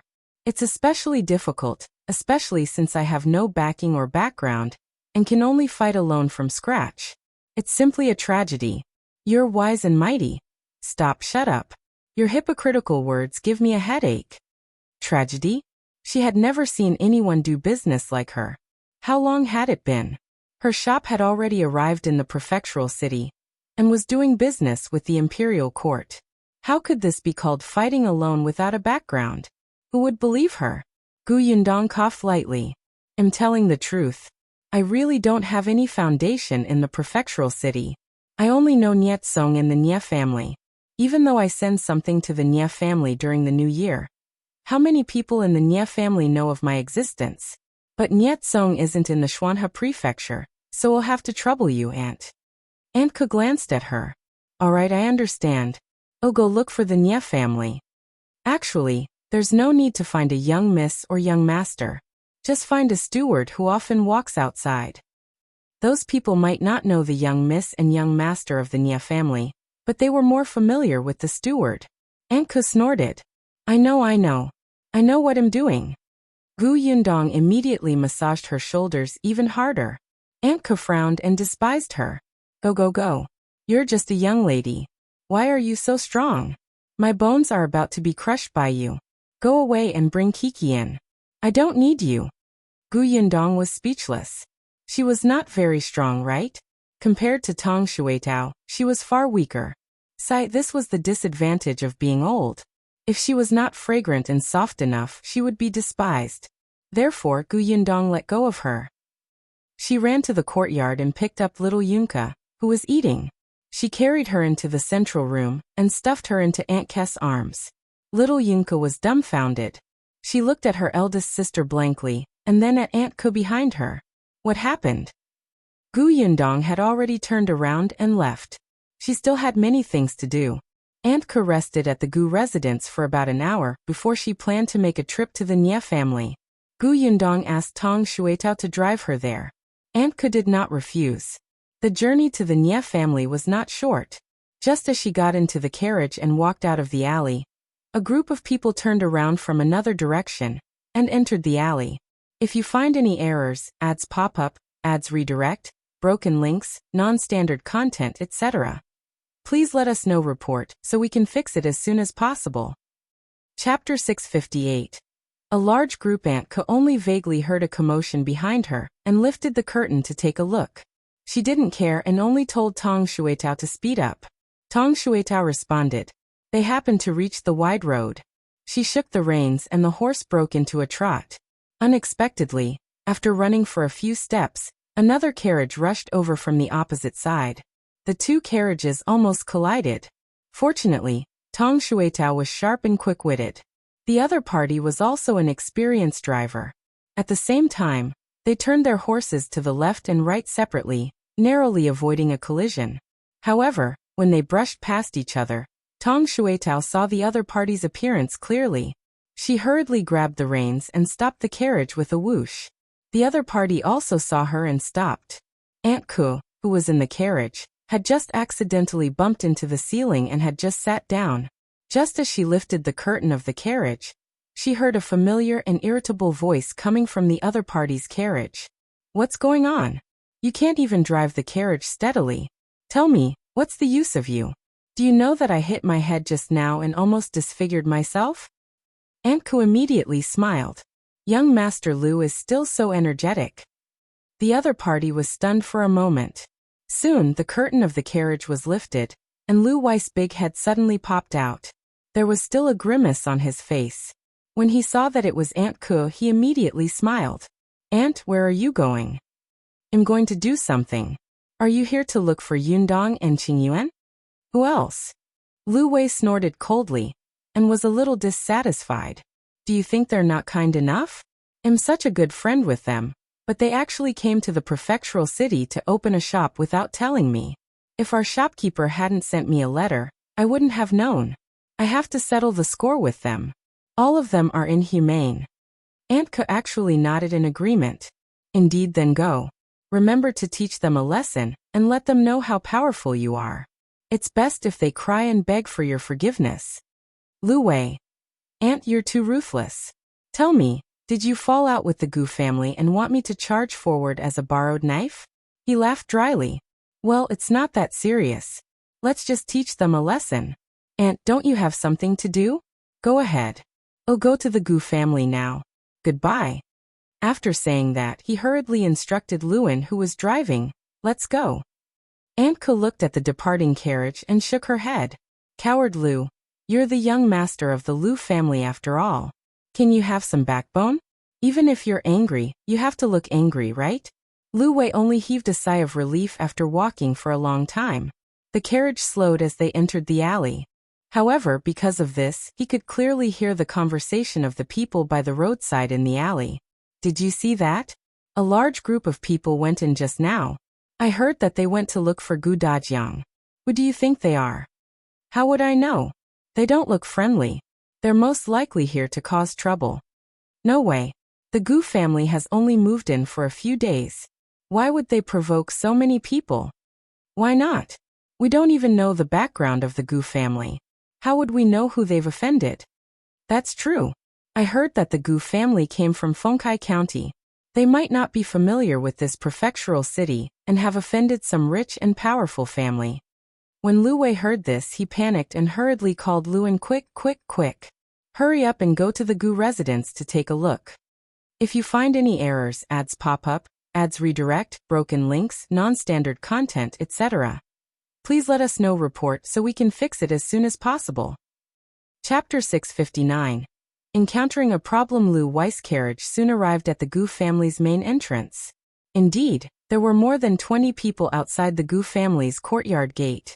They were all men of different ages, and looked like they were really looking for trouble. Lu Wei hurriedly got down from the carriage, stretched out his hand and shouted, "Hey, what are you doing? Are you surrounding someone else's house and looking for trouble?" A group of people was standing at the door to confirm if this was Gu Dajiang's house. Just as they were about to knock on the door, they suddenly heard a voice behind them. They were so frightened that they trembled and looked back in unison. Lu Wei had already rushed forward and squeezed through them to stand in front of the Gu family's door. He stretched out his hand to block the door. "Who are you? What do you want to do?" "Who are you, brother?" The one who spoke was Zhou Guang. He couldn't help but frown when he saw how protective Lu Wei was. This group of people were the students of the Tianhai Academy. There were more than 20 of them in total. It was just that today was a break and they were not wearing the student uniform, so they looked like people who had come to find trouble. The leader was Qi Ting. When he saw Lu Wei acting like a master, he couldn't help but size him up. Lu Wei raised his chin slightly. "What are you doing?" "I'm with the Gu family." "Who are you? Tell me your names. If you're here to cause trouble, you have to." Ouch. Before he could finish speaking, the courtyard door at the back was opened. Lu Wei, who was originally leaning against the courtyard door, lost his balance and fell straight back. Qi Ting's eyes were sharp. He immediately saw the little Gu Yunka standing behind Lu Wei. Seeing that Lu Wei was about to crush her, his expression immediately changed. He rushed forward and pushed Lu Wei away. He picked up Gu Yunka, whose eyes were wide open. Lu Wei didn't fall back after being pushed like this. Instead, he staggered and hit the door at the side. There was a bang on his head, and Lu Sheng, who was reaching out to help him steady himself, was so frightened that his body trembled. Lu Wei was supported and finally managed to stabilize himself. He immediately wanted to curse. F***ck, F***ck. It was in the same spot as the carriage just now. It hurt so much. He immediately stood up and glared at Qi Ting. "You're courting death." Qi Ting raised his eyebrows and said expressionlessly, "If I hadn't pushed you just now, you would have fallen to the ground. At that time, your head would have been split into two." Lu Wei. He couldn't help but shiver. When Gu Yundong and Gu Dajiang heard the sound outside, they immediately came out to take a look. At first glance, she saw Lu Wei. "Why are you here?" Lu Wei heaved a sigh of relief and steadied himself. He looked at her and said, "You still have the cheek to ask me? You came to the prefectural city to open a shop, but you didn't tell me. You don't treat me as a friend, right?" Gu Yundong turned her head decisively and looked at Qi Ting, who was still carrying Gu Yunka. "Why are you here?" Lu Wei. "Break ties, break ties." Qi Ting put down the little girl, coughed lightly and said, "I just came to take a look." "We also came to take a look." Voices suddenly came from the door. Gu Yundong was shocked. She looked over and realized that there were more than 20 students standing outside the courtyard. A few of them looked especially familiar. Gu Dajiang hurriedly walked over and warmly welcomed all his classmates in. Lu Wei felt like he had been dealt a critical blow. He looked at Gu Yundong bitterly. Gu Yundong could not ignore it even if she wanted to. She could only turn her head and sigh. "It's good that you're here. I just encountered a difficult problem." "What problem?" Lu Wei instantly perked up. "If you find any errors, ads pop up, ads redirect, broken links, non-standard content, etc. Please let us know report so we can fix it as soon as possible. Chapter 660. The acting begins. Yundong glanced at him, then at the 20 students, and sighed heavily. Then she shook her head and left in distress. Everyone was speechless. What the hell was going on? After Yundong entered, everyone could only look at Dajiang. Lu Wei and Qi Ting, who had almost quarreled at the door, asked in unison, "What happened?"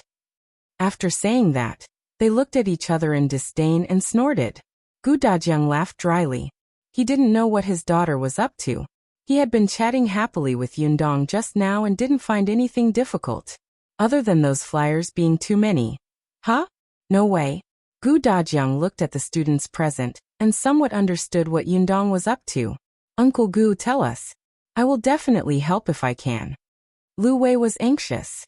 Is there not enough money to open the shop, or is someone bullying you? No. Dajiang quickly waved his hand. Anyway, everyone come in and have a cup of tea. Don't stand outside. As he spoke, he asked Lu Sheng to bring everyone inside and asked, "By the way, why are you all here today? Is there anything?" He was asking the 20-odd classmates. Lu Wei had already run in to look for Yundong. He was on good terms with Yundong, and went to ask her directly. These students stood in the central room obediently. There were too many people, and not enough stools at home. Madame Niu had already run to the neighbor's house to borrow stools. They couldn't help but look at each other when they heard Dajiang's question.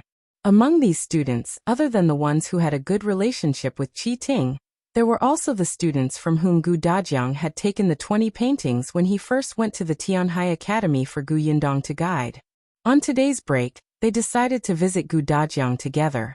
Firstly, it was to nurture the relationship between classmates. Secondly, it was to invite him out for a walk. At the same time, everyone brought their paintings and asked him to help guide them. However, before they could say their purpose, they heard the lady say that her family was facing a problem. This time, they were too embarrassed to speak. And Qi Ting's goal was the canned food. He wasn't in the academy a few days ago, so he didn't meet Dajiang. He only returned to the Fate Hut last night. Coincidentally, he heard that these people were planning to come to the Gu family today, so he quickly followed. Everyone was chatting and drinking tea. They thought that since the Gu family had something on, should they take their leave and come back another day? Unexpectedly, an exclamation suddenly came from inside. "What did you say?" It was Lu Wei's voice. Everyone could not help but look in the direction of the study. Dajiang quickly apologized to everyone. "Everyone, take a seat. I'll go take a look." After saying that, he immediately walked towards the study. Qi Ting couldn't sit still, and simply followed behind. Seeing this, the others looked at each other, and walked towards the study one after another. As soon as they got closer, they heard Lu Wei's voice. "You have to draw so many, just you and Uncle Gu? It's only 3 days. Can you make it in time?" Yundong sighed. "I had no choice. I had never thought of advertising it like this. There was no need to draw these flyers. Who knew that I would be targeted by despicable people when I opened a shop? I could only make it bigger so that others would not think that our family is easy to bully." As she spoke, she secretly gave Lu Wei a thumbs up when she saw the students coming over. "If you find any errors, ads pop up, ads redirect, broken links, non-standard content, etc. Please let us know report so we can fix it as soon as possible." Chapter 659. Encountering a problem. Lu Wei's carriage soon arrived at the Gu family's main entrance. Indeed, there were more than 20 people outside the Gu family's courtyard gate. They were all men of different ages and looked like they were really looking for trouble. Lu Wei hurriedly got down from the carriage, stretched out his hand and shouted, "Hey, what are you doing? Are you surrounding someone else's house and looking for trouble?" A group of people was standing at the door to confirm if this was Dajiang's house. Just as they were about to knock on the door, they suddenly heard a voice behind them. They were so frightened that they trembled and looked back in unison. Lu Wei had already rushed forward and squeezed through them to stand in front of the Gu family's door. He stretched out his hand to block the door. "Who are you? What do you want to do?" "Who are you, brother?" The one who spoke was Zhuguang. He couldn't help but frown when he saw how protective Lu Wei was. This group of people were the students of the Tianhai Academy. There were more than 20 of them in total. It was just that today was a break, and they were not wearing the student uniform, so they looked like people who had come to find trouble. The leader was Qi. When he saw Lu Wei acting like a master, he couldn't help but size him up. Lu Wei raised his chin slightly. What are you doing? I'm with the Gu family. Who are you? Tell me your names. If you're here to cause trouble, you have to. Ouch. Before he could finish speaking, the courtyard door at the back was opened. Lu Wei, who was originally leaning against the courtyard door, lost his balance and fell straight back. Qi eyes were sharp. He immediately saw the little Gu Yunka standing behind Lu Wei. Seeing that Lu Wei was about to crush her, his expression immediately changed. He rushed forward and pushed Lu Wei away. He picked up Gu Yunka, whose eyes were wide open. Lu Wei didn't fall back after being pushed like this. Instead, he staggered and hit the door at the side. There was a bang on his head, and Lu Sheng, who was reaching out to help him steady himself, was so frightened that his body trembled. Lu Wei was supported and finally managed to stabilize himself. He immediately wanted to curse. F***CK. It was in the same spot as the carriage just now. It hurt so much. He immediately stood up and glared at Qi. You're courting death. Qi raised his eyebrows and said expressionlessly, if I hadn't pushed you just now, you would have fallen to the ground. At that time, your head would have been split into two. Lu Wei. He couldn't help but shiver. When Gu Yundong and Gu Dajiang heard the sound outside, they immediately came out to take a look. At first glance, she saw Lu Wei. Why are you here? Lu Wei heaved a sigh of relief and steadied himself. He looked at her and said, you still have the cheek to ask me? You came to the prefectural city to open a shop, but you didn't tell me. You don't treat me as a friend, right? Gu Yundong turned her head decisively and looked at Qi, who was still carrying Gu Yunka. Why are you here? Lu Wei. Break ties, break ties. Qi put down the little girl, coughed lightly and said, I just came to take a look. We also came to take a look. Voices suddenly came from the door. Gu Yundong was shocked.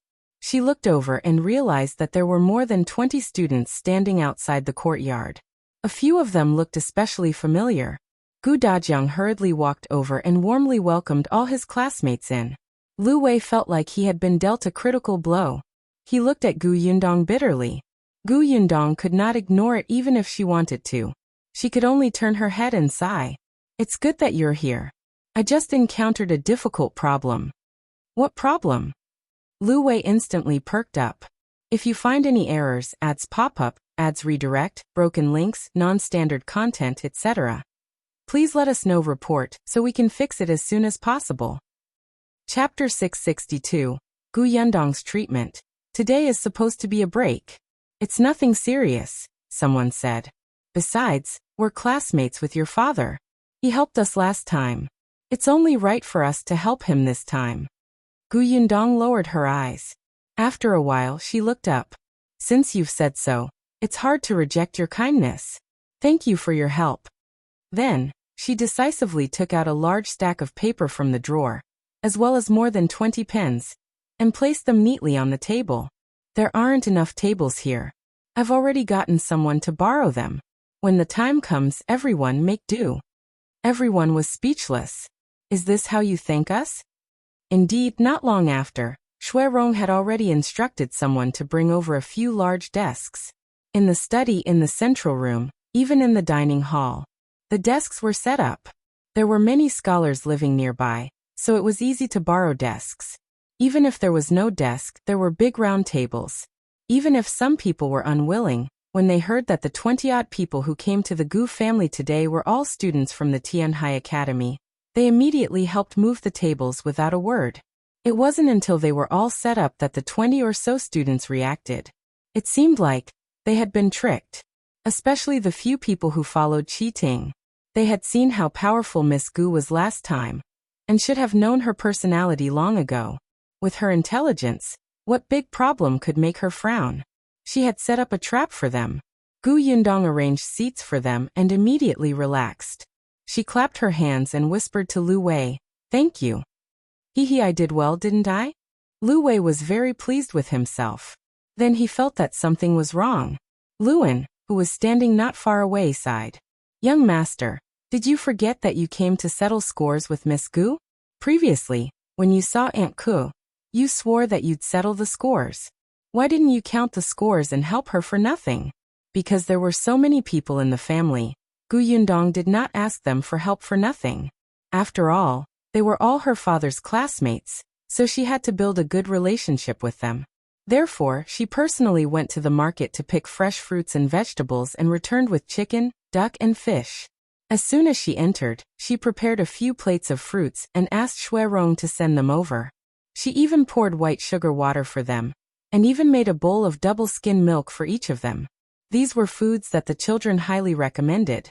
Seeing the white and tender double-skin milk, these students were stunned. They had never eaten it before. What was this? Even Lu Wei had never eaten it before, but it was obvious that it was good stuff. Didn't they see that Yunka was already digging and eating with a spoon? When the smooth and tender thing entered their mouths, everyone could not help but widen their eyes. Delicious. Zhuguang could not help but ask, Miss Gu, could it be that this will be sold in the shop? Gu Yundong shook his head. This is not for sale. It's not easy to keep. Our shop sells things that can be preserved for a period of time. Zhuguang's eyes lit up. Then, before he could finish speaking, Lu Wei immediately interrupted him loudly. Sell me the recipe. Sell me the recipe. I'll sell it in Jinxiu restaurant.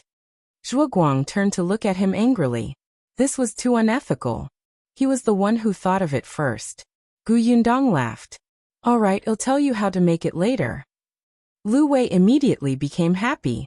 His father even said that he was brainless. Just wait. When he got this recipe and sold it in the restaurant later, it would definitely become very popular, and his business would rise to another level. The other students couldn't wait to eat. They were all students and didn't really care about doing business. If you find any errors, ads pop up, ads redirect, broken links, non-standard content, etc., please let us know report so we can fix it as soon as possible. Chapter 662, Gu Yundong's treatment. Today is supposed to be a break. It's nothing serious, someone said.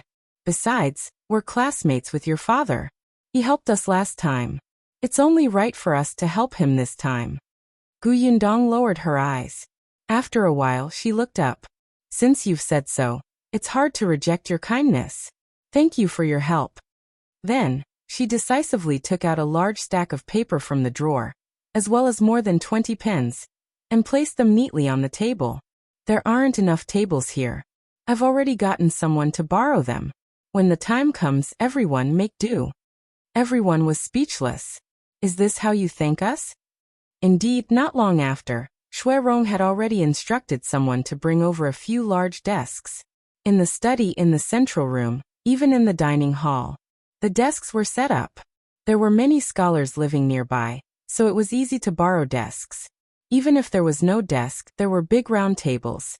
Even if some people were unwilling, when they heard that the 20-odd people who came to the Gu family today were all students from the Tianhai Academy, they immediately helped move the tables without a word.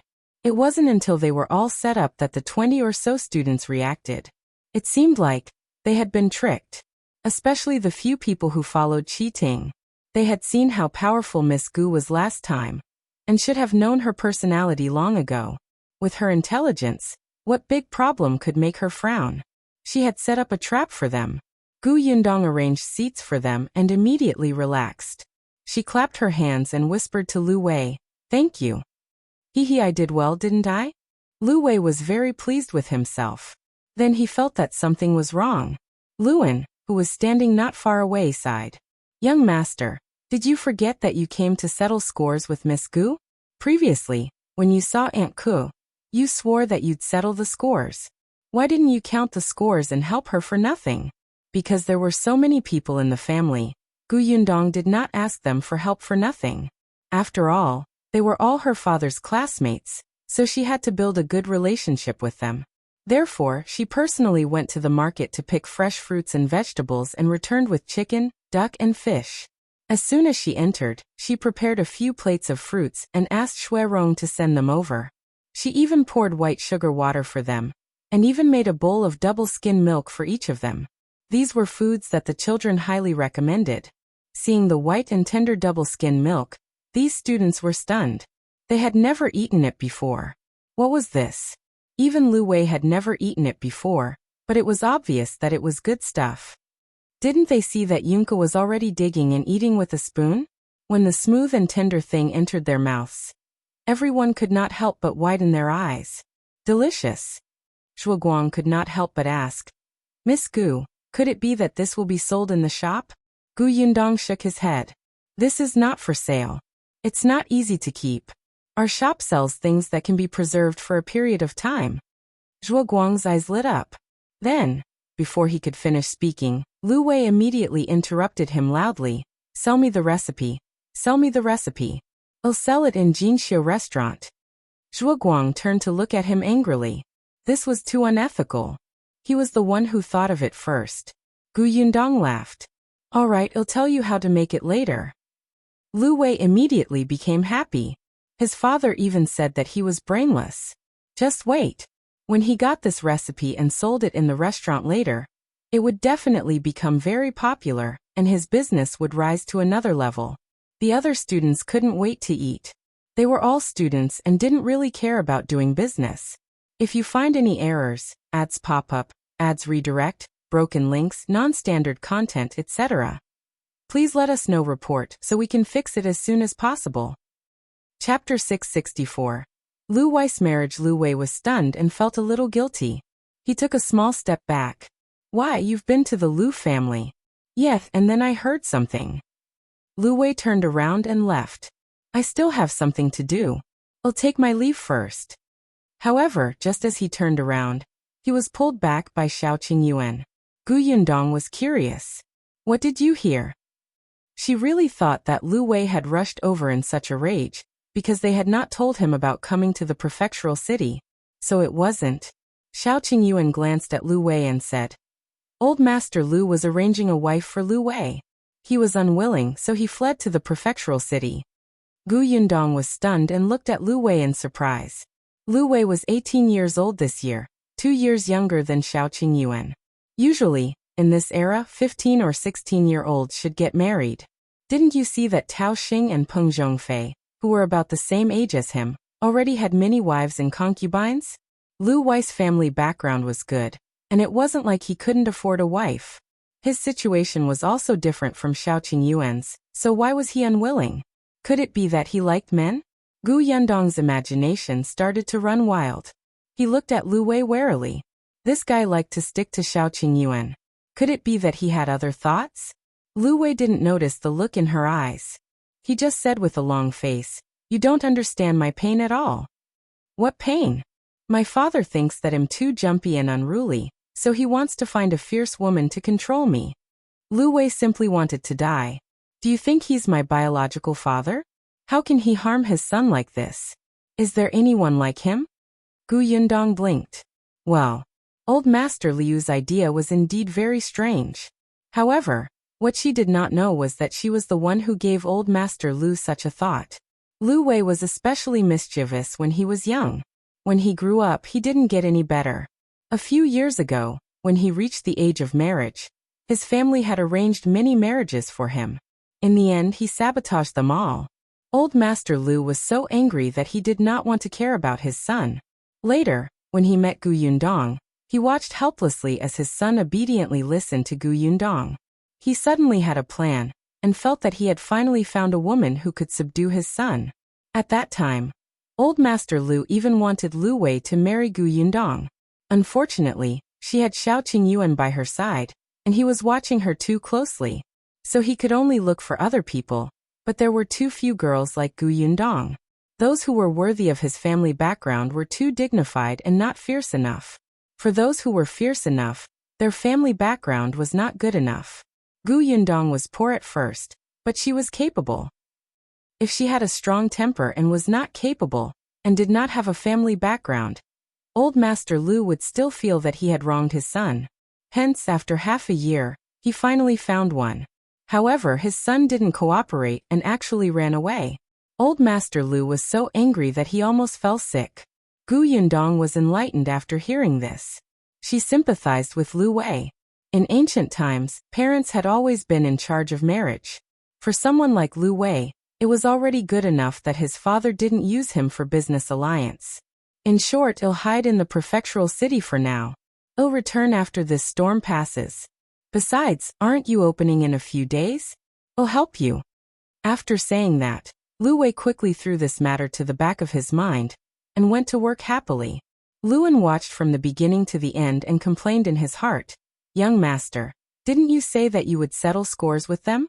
Can you succeed once? This is too tragic. If you find any errors, ads pop up, ads redirect, broken links, non-standard content, etc. Please let us know report so we can fix it as soon as possible."